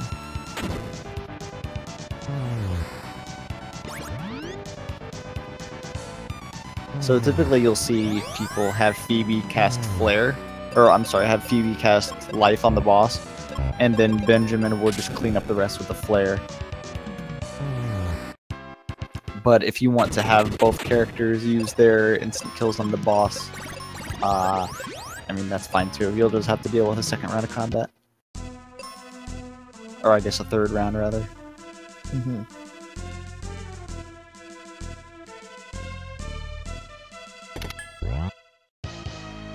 Or, no, I guess it still could be 2. You just have to deal with Shadow RNG.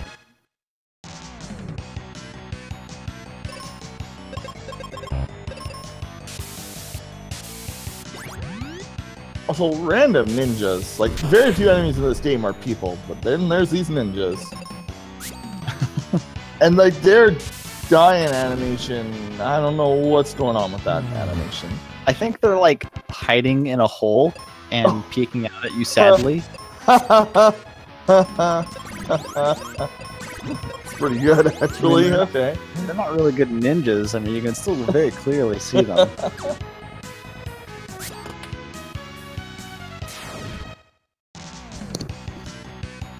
They do have Doom Dance, I believe. So they are quite the dancing ninjas.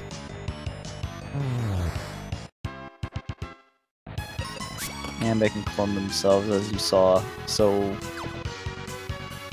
as long as they you know, don't use those, they're not too bad, but they can be a little dangerous with their instant kills. I believe Cucco needs to go up right here. Yeah, okay, he's figured it out. I didn't see... I like the little circle on Chick's side. That was pretty good. I didn't see if Cucco had Pazuzu on floor 4 or 5, but if he's going this way, I would assume that he was not on either of those floors.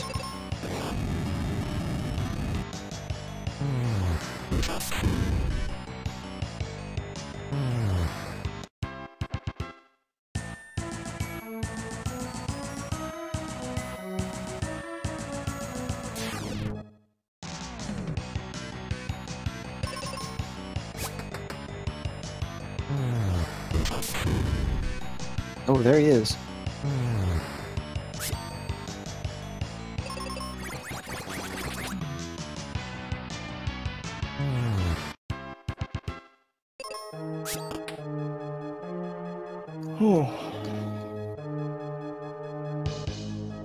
Wait, is this floor 2 that Cucco's on?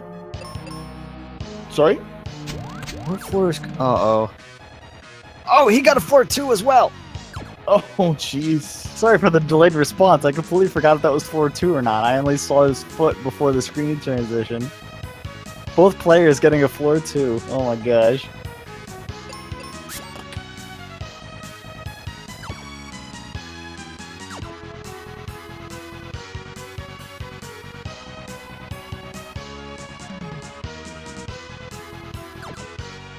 Well, I've said this before, but I guess as long as the floors were the same, regardless of what they were, it was a fair fight.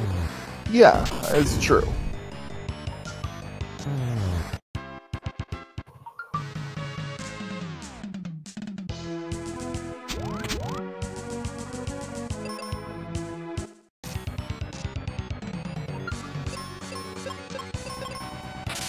Anyway, Jighart over here on the Stone Golem fight, he's actually, real quick, he's not immune to exit. So, you can just kind of get him out of here. See ya. And again, see ya. Rare footage of Benjamin going before Phoebe right there.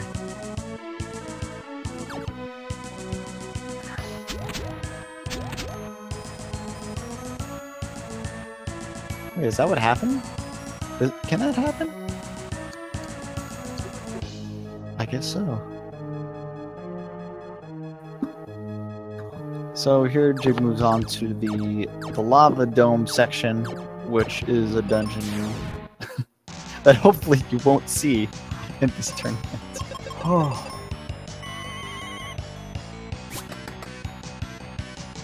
So these what are those?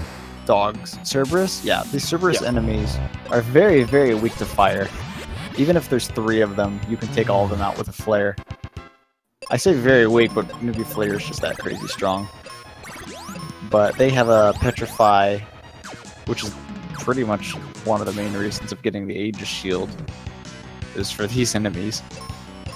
And they can confuse Phoebe, I think, with their bark. What's Lava Dome? It's this place that's filled with molten cheese whiz.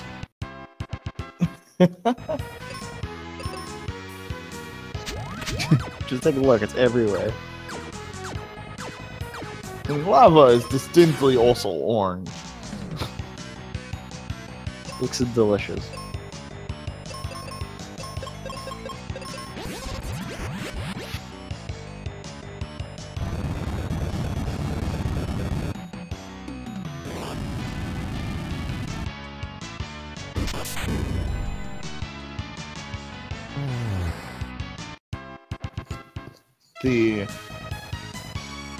The refights are interesting, especially since we do refight a boss that we've never seen before because of the glitch. We never fought the fire crystal boss or water crystal boss. I think it's water.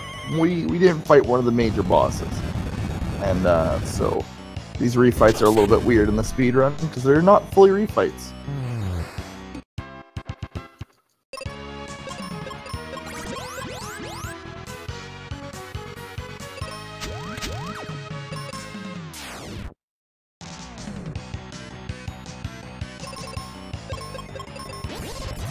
Yeah, the Twin Head Wyvern here is practically the only reason you might entertain the idea of picking up the Apollo Helm, but it's still not worth it.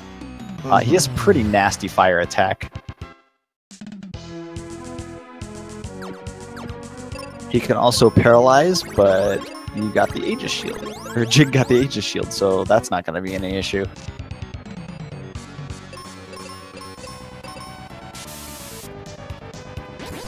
And there it was.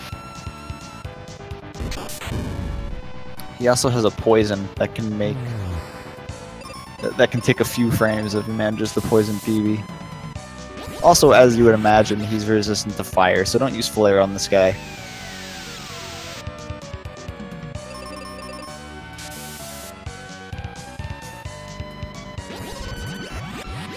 Yeah, there's his fire attack. 750 damage to Phoebe.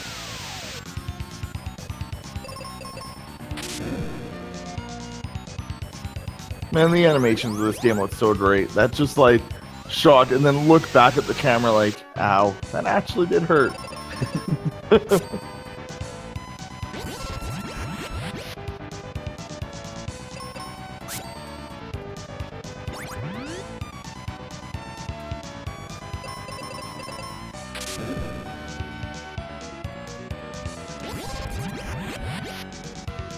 It's like something you'd see in a Hanna-Barbera cartoon.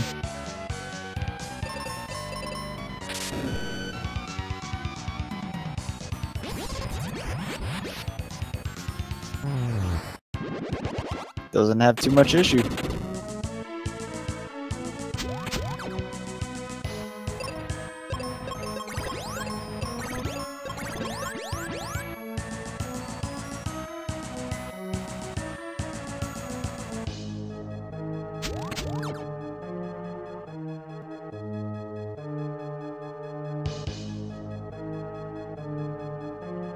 Gonna be moving on to the Pazuzu's Tower area. A lot of holes here. You can fall down these, so don't fall down these. Yeah, generally a bad idea to fall in these games. Progress sucks.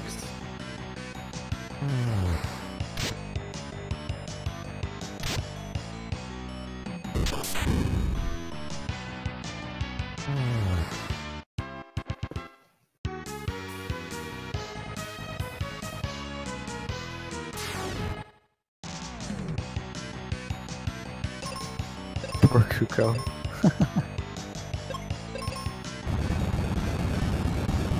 Yeah, these gargoyles, I believe you, with your partner character, you just want to cast life on one of them. And then Ben can clean up the rest with Flare.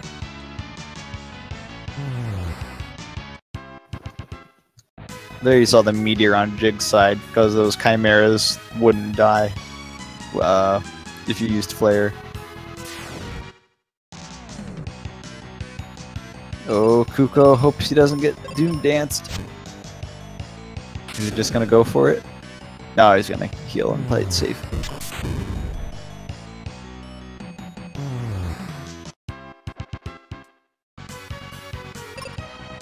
Wait, did those beholders also have an instant kill?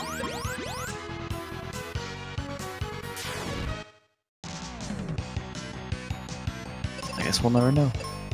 They do have that self-destruct though, which didn't kill Benjamin because he's level 21 already. There goes Pazuzu, off to 4-3, probably. I don't know, I've seen him make some weird teleports today, so let's hope that's where he went.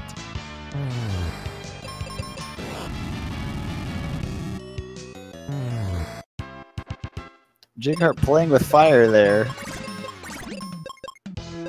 A little scary with Benjamin dead against two dogs, but he made it. Wait, did Cucco do the same thing? Is this the right way? Oh my gosh, I need to check my maps. Wait, this is right, isn't it? Oh, okay, yeah, this is right. I'm sorry. I was thinking of something else. Anyway, he actually gets to fight him on 4-3 now. So, Jighart had a very good Pazuzu fight. Let's hope that Cucco gets the same niceness.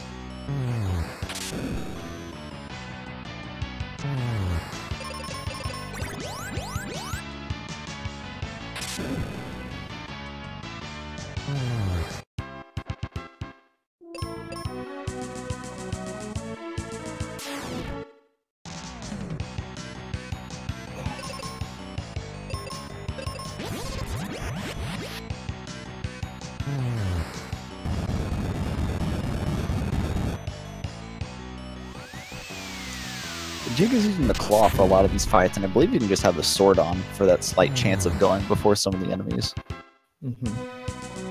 He's gonna do a cool little skip right here. You see this dog on these stairs, so you can just kind of dodge him. Yay for Final Fantasy games having stairs work like that. Yeah. The last step lets you leave at any direction in most Final Fantasies. It does make step counting in some of the SNES games a bit difficult, though, if you don't know what terrain is walkable and what isn't. Oh, does it like increment the counter even if you like bonk on a wall? No, wow, yeah, that's Final Fantasy 3. Found that out the hardest way.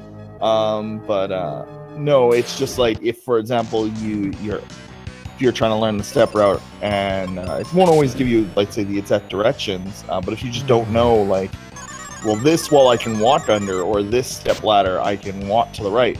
Well, you might walk like around it, and then you're like incremented like 3 steps, and that's very hard to recover. I see, yeah. Some games. Final Fantasy 5 is actually really bad for that. There's a lot of places that you can cut corners, and that's part of the step route. But if you don't know that you can walk there, there's also so many dead tells that don't increment the step count. It's actually ridiculous. But Final Fantasy 3, no, it's just if you bonk into a wall that, like, the next tile over is water, it increments the step count by 1. Also, we have both Pazuzus on screen. This does not bode well for DarkCucco, but it is a thing. But yeah, no, it is in FF3. It does do that. That's crazy. Yeah, if you bonk in. Oh, and as I found out, and nobody knew until I did it, the dark tiles in the final dungeon also do the same thing, and they are everywhere. So I found that out the hard way in the middle of a relay. And if anybody knows about Final Fantasy 3, the final dungeon is about 30 minutes long and has no save points. Look at both these Pazuzus just kind of hanging out. We're good. We're good here. I believe Jighart got 3 Doom Dances and dodged every single one of them.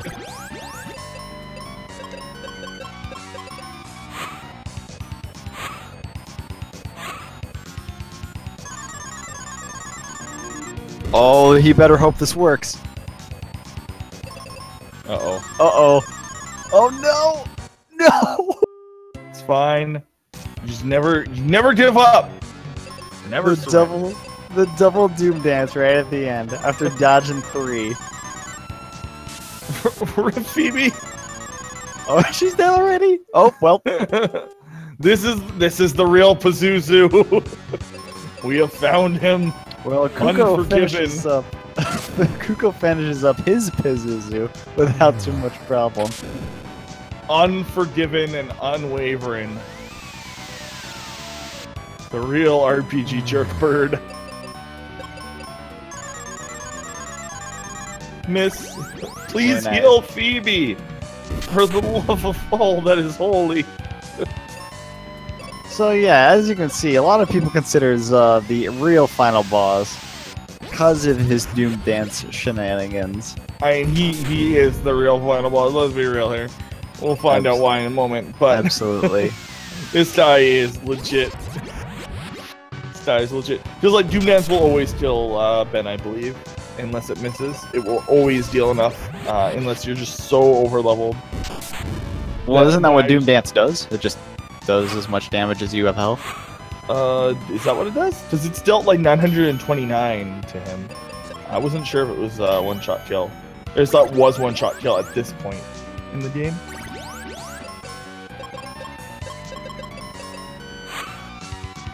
Anyway, what you're hoping to see is he can actually use his Psycho Shield as like a physical attack, which does 1 damage to both characters, 2 if it crits, and generally does nothing. You're gonna hope to be seeing that and not Doom Dances everywhere like we have been. Yeah. Don't know if he's... Oh, wow, just down for the count. That was... He must have been really close that last time. He just got that double Doom Dance. Yeah. So that's unfortunate. When he falls over, that's like 1 flare away is all. It's really, really close. Yeah, that's unfortunate that he was so close and yet so far. And now he is heading to the final boss, correct? Yeah, there's nothing else in his way. Cucco picks up Ruben. Did he... Yes, he did the glitch. Yeah. Okay, so we got... I guess he got the cap. Or no, he has to bomb the place first and then go get the cap. So yeah, he needs to walk up to the cave and then go back to Kaylee.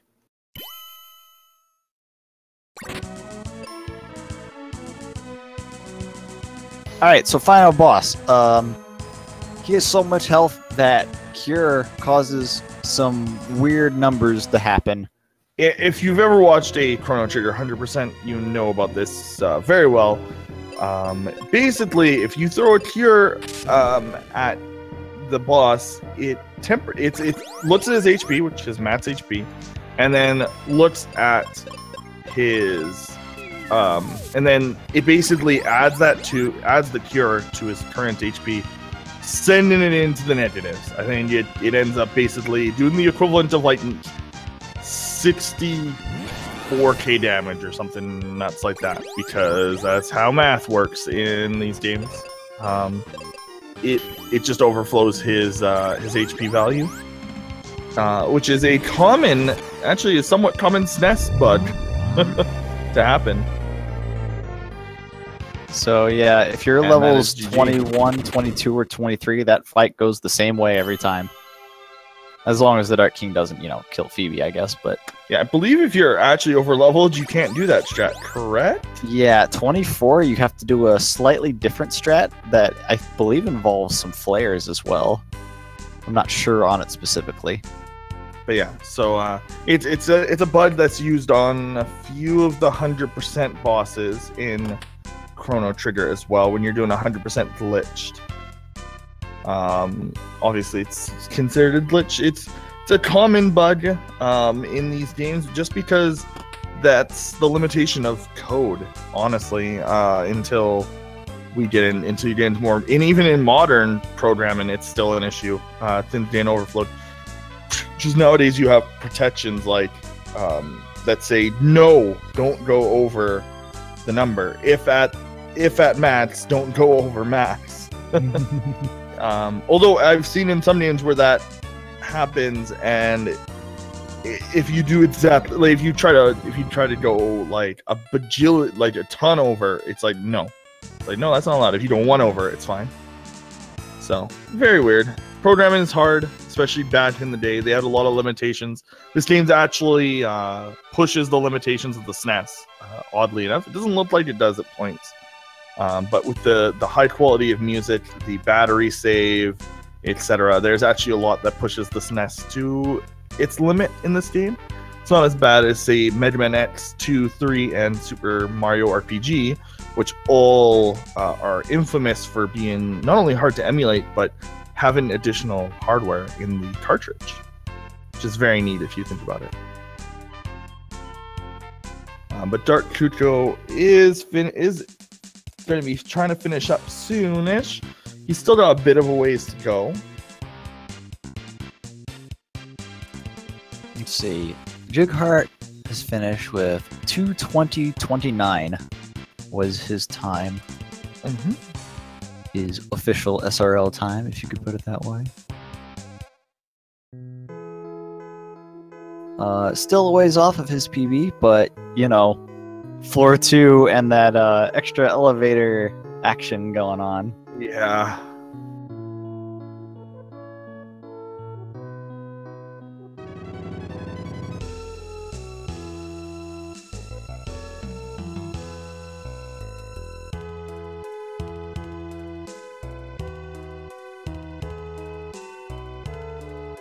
I mean, to be fair, I feel like what that emote is trying to portray, like, I feel like a load-in bar right now.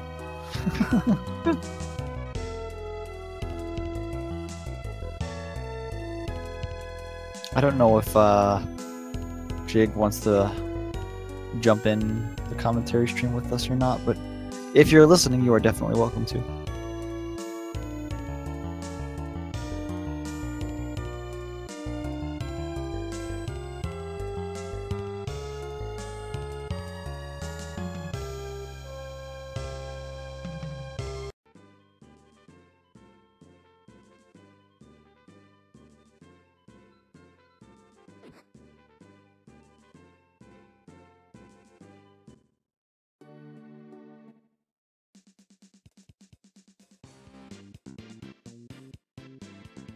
Cucco finishing up Max Ship. I don't know, I feel like the ship just ends so abruptly. like what, 5 fights or something, and you're done. That's it. All right, Jig says he'll be joining us in just a minute or so.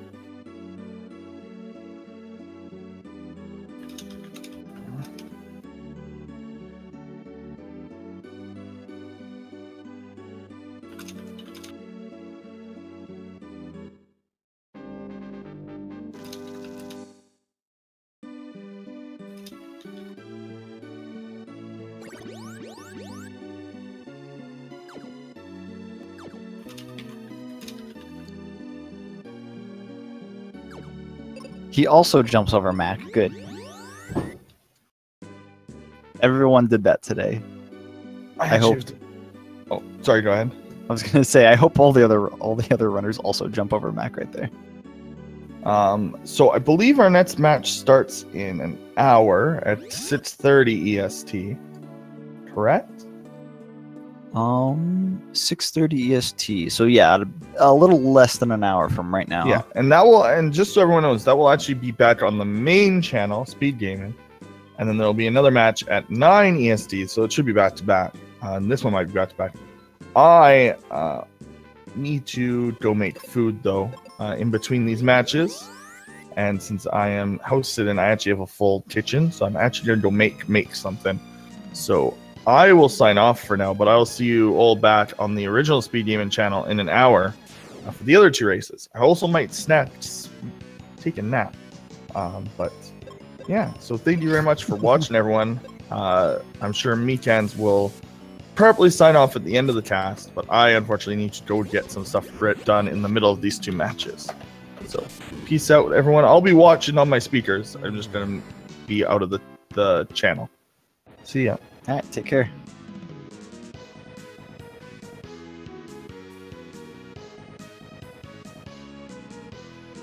All right, thank you, Zelly, for the insightful commentary. Probably more insightful than I would have been. I see Jig in the waiting room. He'll probably just jump in anytime he wants to.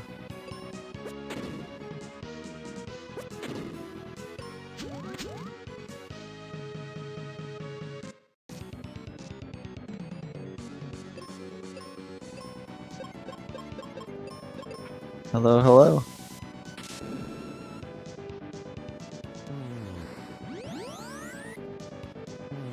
You're still muted. No. Yeah, sorry. Just That's fine. well, Alright. that was- So the question, how about that elevator action, huh? I don't know what you're talking about. So I just forgot. I was on 4 and thought it would be either on 2 or 1, and I said it's gonna be 1. You know, chances are pretty good. It wasn't, and I forgot I didn't switch. Switch on 4. The thing is, I thought I just had to go back to 4 and that we would end up there. I didn't know I would have to do every single floor. Just kind of on a chase. Yeah, that's a grand tour. We don't do that enough. But yeah, that was fun. Mm-hmm. So besides Zilla at the end, you had some pretty good luck on bosses, I feel. Pretty good. I almost died on the crab. Almost being the key word. I think it crit Phoebe and I was left with 26 HP. But I haven't been trolled otherwise. For Ice Golem, I tried to get level 11. I feel it helps. 40 HP usually means that I have less. Buzz has been nice, and the other ones, yeah, they've been okay mostly. The Wyvern didn't crit me for 2000 stuff, so that's good. Mm-hmm. But yeah, fairly good RNG. The Battleground was pretty good too as well. I just got fairly bad pattern in the tree, but nothing you can really do about that. I did like your solo mummy fight. I think this guy should have a name. He's like a boss, but it's just a mummy. Yeah. We should name this guy. He definitely needs a name. But yeah, this is actually the biggest troll I think in the run. Aside myself, but that's a different story. I haven't checked on DarkCucco. Is he on PB pace on this one? It seems pretty far ahead. I don't know if he has like splits running or anything. I haven't opened up his stream, but his PB is 2:56:47. So he's definitely on pace to beat that right now. Yeah, I think so. Just gonna check if he has a...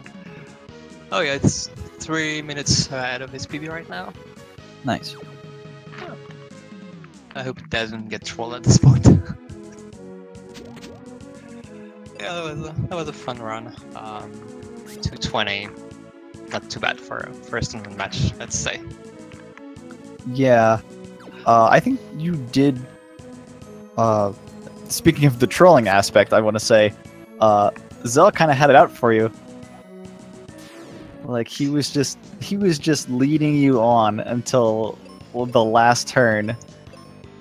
Yeah, I needed just one flare, and they doom danced me. That was the only thing that could kill me, and that's what it did. Thank you. You dodged 3 of them before that, and then 8 too. Yeah, I think he didn't like me going all over the tower, so he said nah. Yeah, that's a bit sad when it's really the last round, but oh well. I was actually worried that I would hit level 24 because I didn't expect to do the entire tower. And I checked after the zoo, I think I had 4,000 XP left before I hit 24, which I never did, so that was a little bit scary. Yeah, I know the strats are different, but I have no idea what they are. They're in like the speedrun guide, so I'd have to like rush to look them up if that happened to me. Yeah, I think you would just flare at the last turn instead of cure, but I haven't tested that. That being said, even with clearing the entire tower, and I don't use exit that much, I still couldn't hit level 24, so it looks pretty safe so far. Mm-hmm.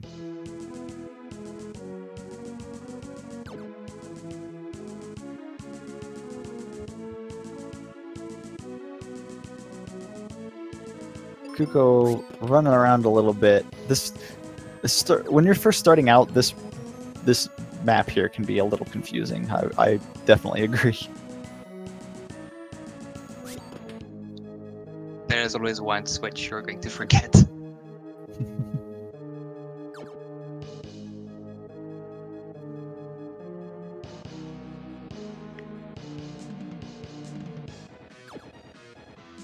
I think you got the floor 2 as well. I didn't. Yeah, you both had floor 2. Wow. You really didn't like us today. I think I need a new name for what I did. Floor all.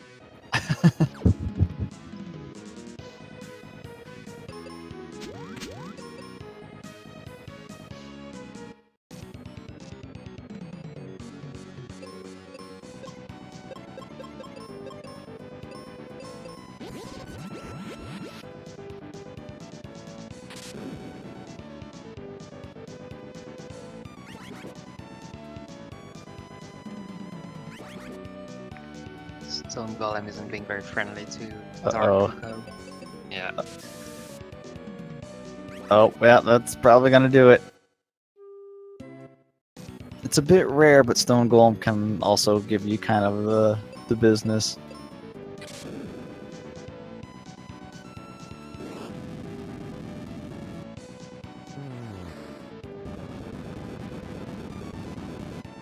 Naughty dogs.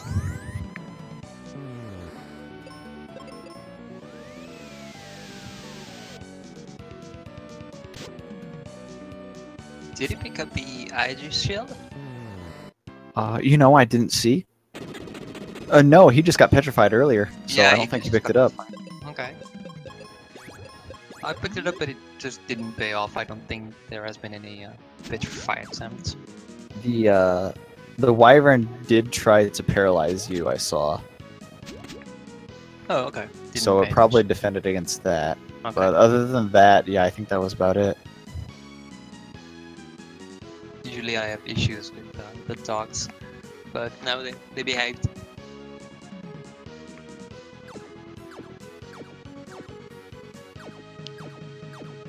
And he's still on PB pace, 3:43 ahead so far.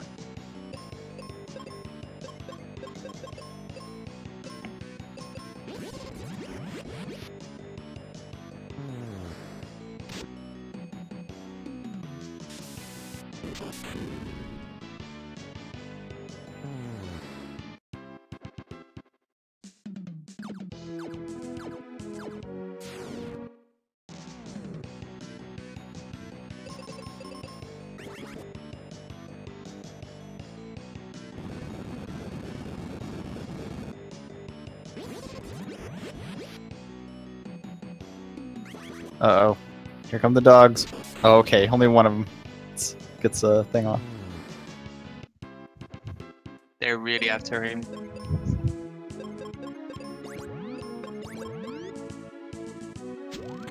I want to say that being a newer runner at the game would make you want to pick it up, but I don't know if that just teaches bad habits for later or not. I think it avoids some frustration, because I don't think there's a lot you can do about it if they decide to petrify you. For sure. But yeah, I guess it's very easy to get used to that.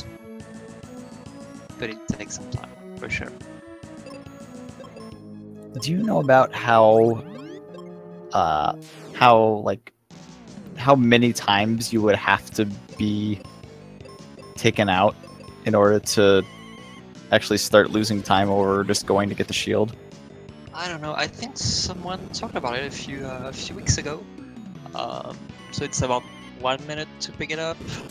Yeah. Actually 3 times, which is a lot already. But I think when it's in one of the tournament matches where someone actually picked it up and avoided 6 or 7 petrifies. I'm not sure exactly how much it would take. I think it's a fair gamble.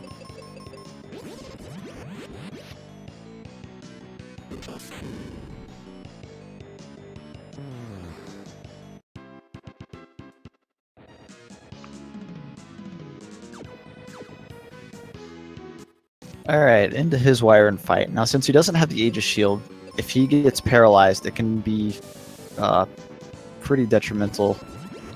Just because he has to spend a whole turn with Phoebe to cure it, because the chances are it's not going to go away on its own.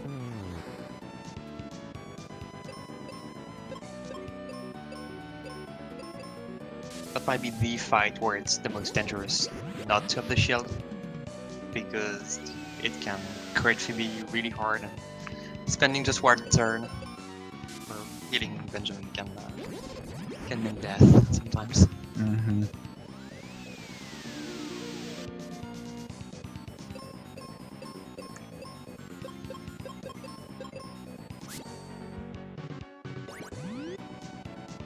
Goes for the life on Phoebe. I don't know. I might have liked the double cure there. So actually trying to YOLO the boss. Oh gosh, yeah, he's attacking. I don't know about this. It's a bit far away, but maybe got some luck. Oh, it's close.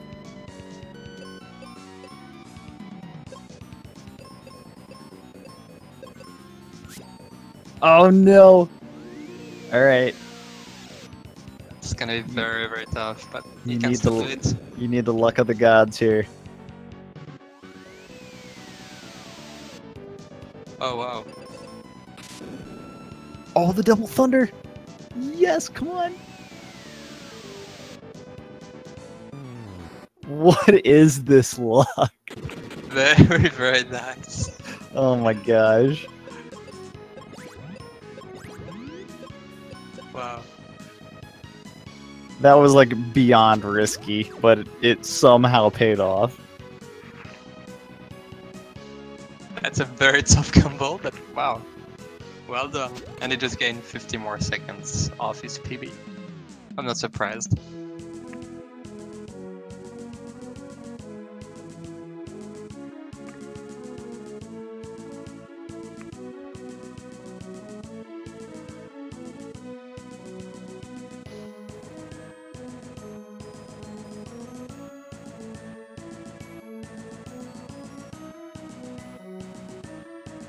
Okay, good. You want to go right? Go to the right. Maybe if I just whisper at him. Go to the right. He heard you. Oh, he took a step. All right, there we go. Now go down and fight that dog.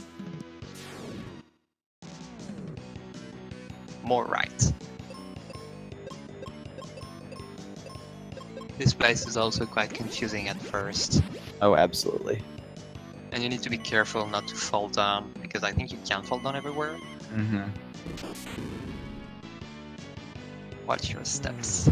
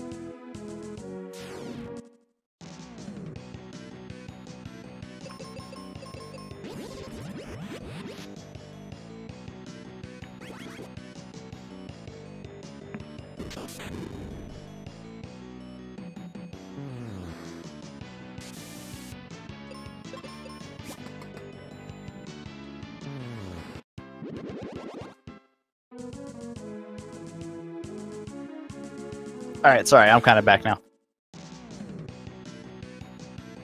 Don't seem to be having too many issues not having the Aegis Shield, which is nice. So far so good. It just hit level 23, but at this point there's no risk to go to 24. Oh, yeah.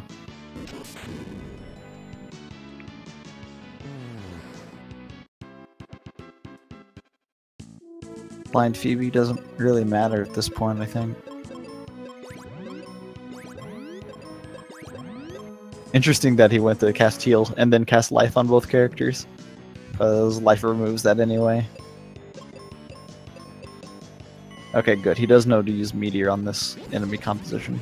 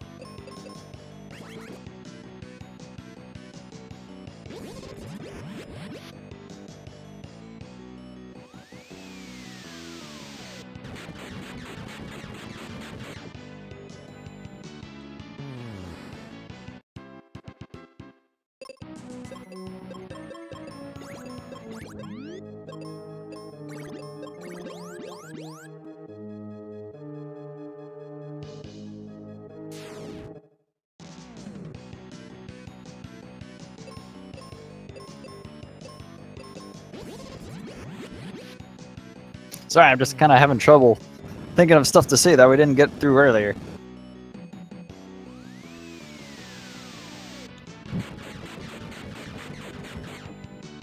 Let's see. Where's the speed gaming stuff? I got too many windows open. I'm trying to juggle them all. So we talked about this earlier, but I'll go over it again. In about 30 minutes, over on Speed Gaming 1, there's going to be another Mystic Quest race. And then immediately following that one, there will be another one. So at both 6:30 Eastern and 9 Eastern will be more Mystic Quest matches. And then tomorrow, there's only one race scheduled. And that is a 9 PM Mystic Quest match on Speed Gaming 1. Let me check the other schedule. Because we got a lot of schedules around here. Let's see. The one in 30 minutes over on Speed Gaming 1 is going to be Teeth Blau versus Borum.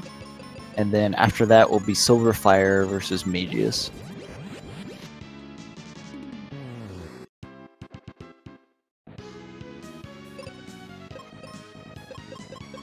And I want to say one of these might be... Okay, no, I wasn't sure if one of them was going to be wrapping up one of the groups or not. But we're getting pretty close. Groups D and E are getting pretty close to finishing up.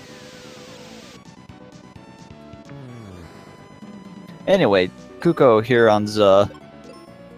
Hopefully he'll get through it just fine and not take a double doom dance right at the end. Let's hope for him.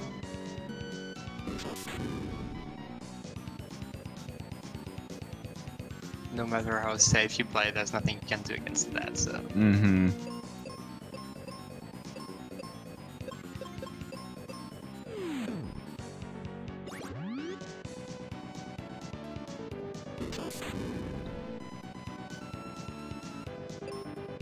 Well... There's one. Uh-oh, yeah.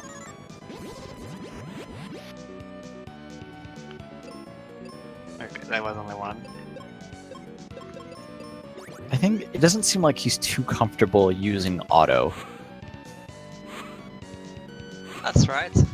Phoebe would do that automatically. There's the second intense. Oh, and the Psycho Shield. Getting a free turn to revive, nice.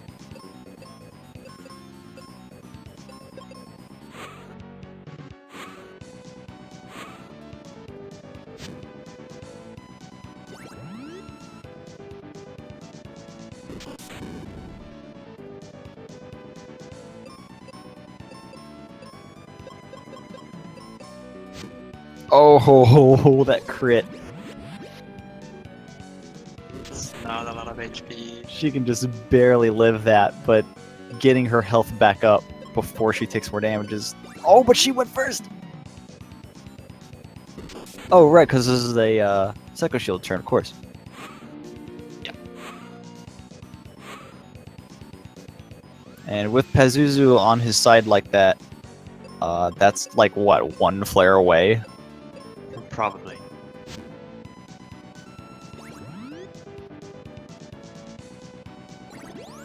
So this is Most probably... two.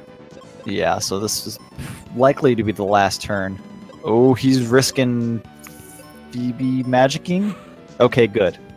So if Phoebe goes first, which she totally can, it's really rare, but she can. You can you can cast into the Psych Shield, which is not what you want to do. But it worked out in this case. Bird is down. Good job. And he gained another 2 minutes of his PB. Nice. There's a lot of gold on there. I love that dog skip.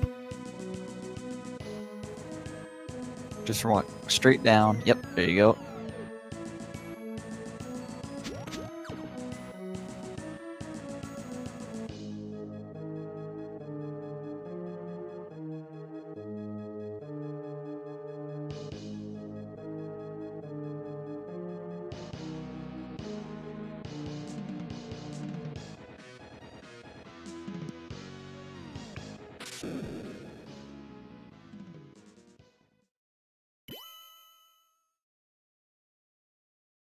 B Phoebe, Knight of Light.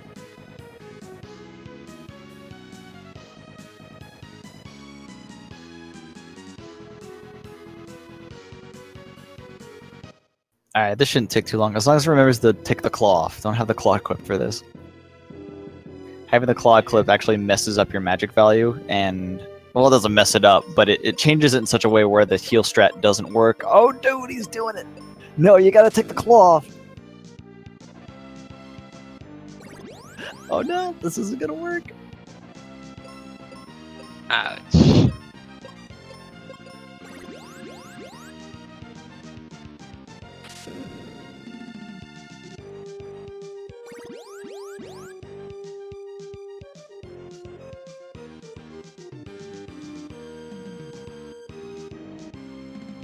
Oh, well, he just dunned an IRC, so something worked.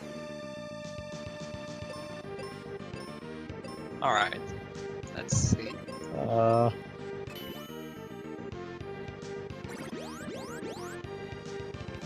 Oh no, he undone. Yeah. I think he saw the transformation. I expected it to be dead, but Yeah. alright.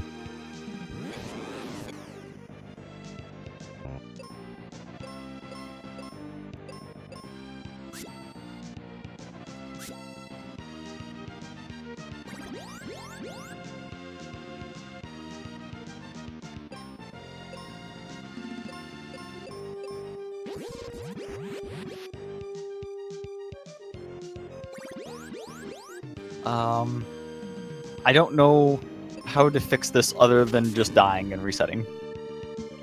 Oh, well, like I said, happened. I guess you can try to finish it the normal way, flare wide, but that would take a while. It's probably faster to die and do it again. There he goes. He swapped off the claw there, so that should work out. Good.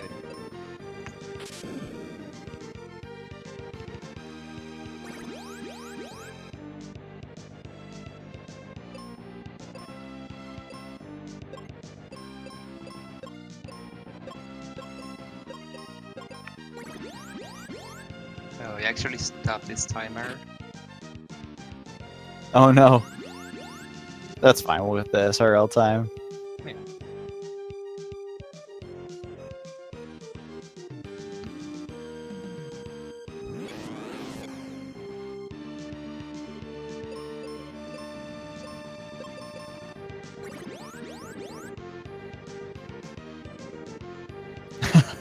So if Dark King decides to use his healing attack there, it goes through with this transformation. It actually doesn't change the outcome, but it's just an unfortunate time loss. Uh-oh, what happened? Not sure what happened exactly.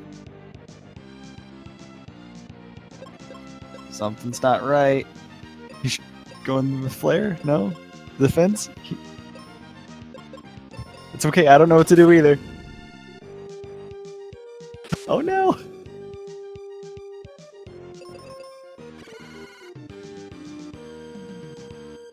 He has an attack that's just called lasers? That's amazing.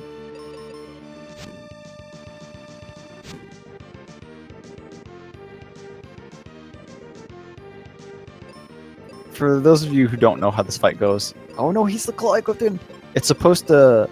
All of these are without claw. You're supposed to cure with Benjamin the first turn, and then have Phoebe defend. The second turn, you have both characters defend. And then the third turn, it's a repeat of the first, with Benjamin curing the boss and Phoebe defending Ben. And as long as you don't have the claw equipped, that should work. It shouldn't be a problem this time, because he died with the claw equipped, so it doesn't get the effect until he swapped the weapon again. Oh, you know what? I've heard of that, and just now realized its effect on this fight.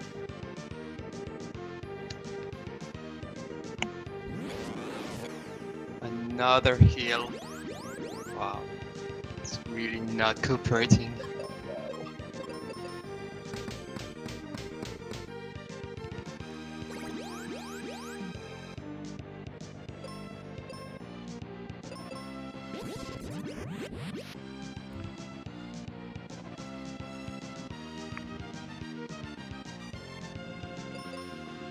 No, no, the claw. Oh, I guess it doesn't matter, like you said.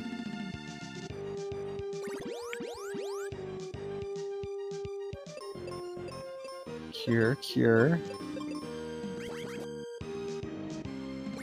Okay, this is fine as long as he doesn't cure with Phoebe. He needs to cure twice with Benjamin. Paralyzed. Going to mess up a little bit. Oh, he cured already. Yeah, Phoebe already got her cure off, so...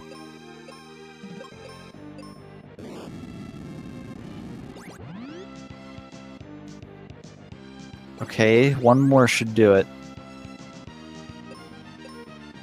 This one looks good.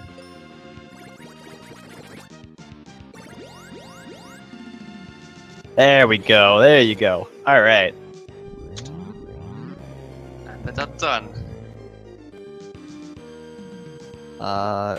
2 hours, 56 minutes, and 47 seconds, beating his PB by 1:39.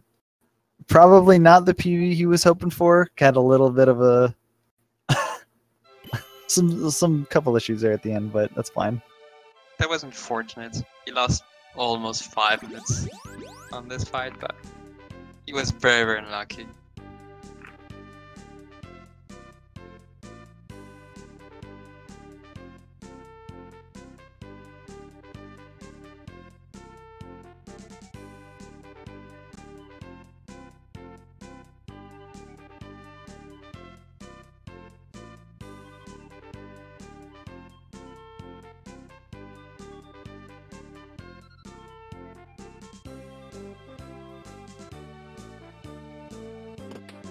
I see him in the waiting room. I think he can come in, can't he? No, I don't think so. I think you have to drag it. Oh, but I can drag people in. I didn't know I could do that. Hi. Hi. Hey. So, how about that Dark King fight, huh? Oh yeah. So, the first time you did the fight, the issue was the claw. That extra 5 magic Yeah. actually messes up the cure values. But if you die and don't change your weapon, you actually don't get the magic back on the claw, which is why it worked the last time. Yeah, I knew I made the mistake with the claw first. But my biggest problem was this stupid HP drain in pretty much every other fight. Yeah, that HP drain, it loses time, but it shouldn't actually change the strategies at all. Like, he'll go through with the transformation, but that should be the only problem. As far as I know, anyway. Yeah, killed off some of my characters at times. That was a bit problematic. Yeah, I think Benjamin died, so Phoebe... Or maybe Phoebe died and been cured at the wrong time or something because of it. Yeah. Both of you had floor 2, which was a little unfortunate. Well, I joked before the race about what would happen, and I joked, yeah, floor 2, just to give the end of the group stage for me. Well, Was that your last race in the group stages? yeah, this was my last race. And so far, I lost all races, but I'm actually not mad at all. I managed to PB pretty much every race. Pushed my time from 3.5 hours to sub 3 hours. Hey, what more can you ask for? Not much. I'm going to be in the same boat myself. I'm really new to this as well, so as long as I can post a okay time, I think I'll be happy, regardless of the outcome. Yeah, I mean, I picked the game up for the tournament, decided, hey, why not learn it? Try it out. Yep, same. I think I know a couple of other pals of mine are also doing the same thing.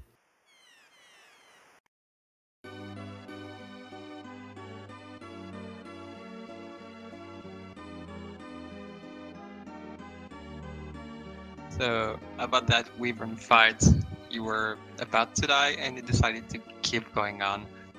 Did you know that you would just have enough to kill it without dying? It was a huge gamble at this point. I knew one more attack with Benjamin would be enough. That was something I knew. But if I could get it off or not, that was the question. Yeah, those 2 thunder attacks he gave you were really lucky. Yeah.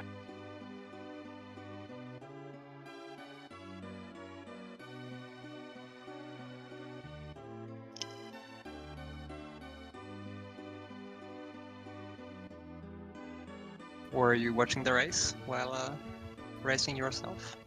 No, but that is at the moment not possible for me because I have to run a single monitor setup. Oh, okay. I have the chat open. Oh, I see. Yeah, yeah.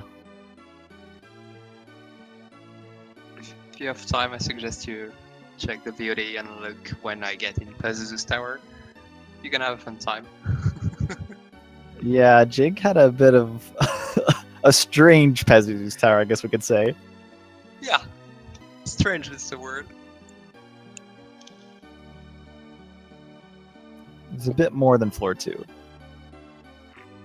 I won't spoil the surprise, but you're gonna enjoy it.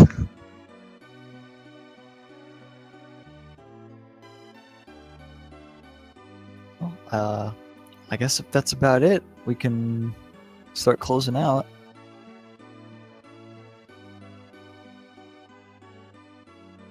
Unless either of you have anything to add? Well, thank you for commentating. Thank you for having us here or having me here in the tournament. And GG to Jake, the win. Thank you. Congrats on your PB. That's pretty good. Thanks. Well, pretty much the same. Thanks for hosting and commentating. And I'll be back Friday for another match against Marshall. Yes, it's gonna be a close one, I think. All right. Thank you, DarkCucco and Jighart, for the the interesting race. In about 15 minutes, over at Speed Gaming 1 is going to be another Mystic Quest match at 6:30 p.m. Eastern, and right after that at 9 p.m. Eastern is another match. So you've got 2 more Mystic Quest races tonight, and then there's one tomorrow night at 9 p.m. Eastern. So I guess head on over there, because that'll be starting up here fairly soon. And thank you all for watching.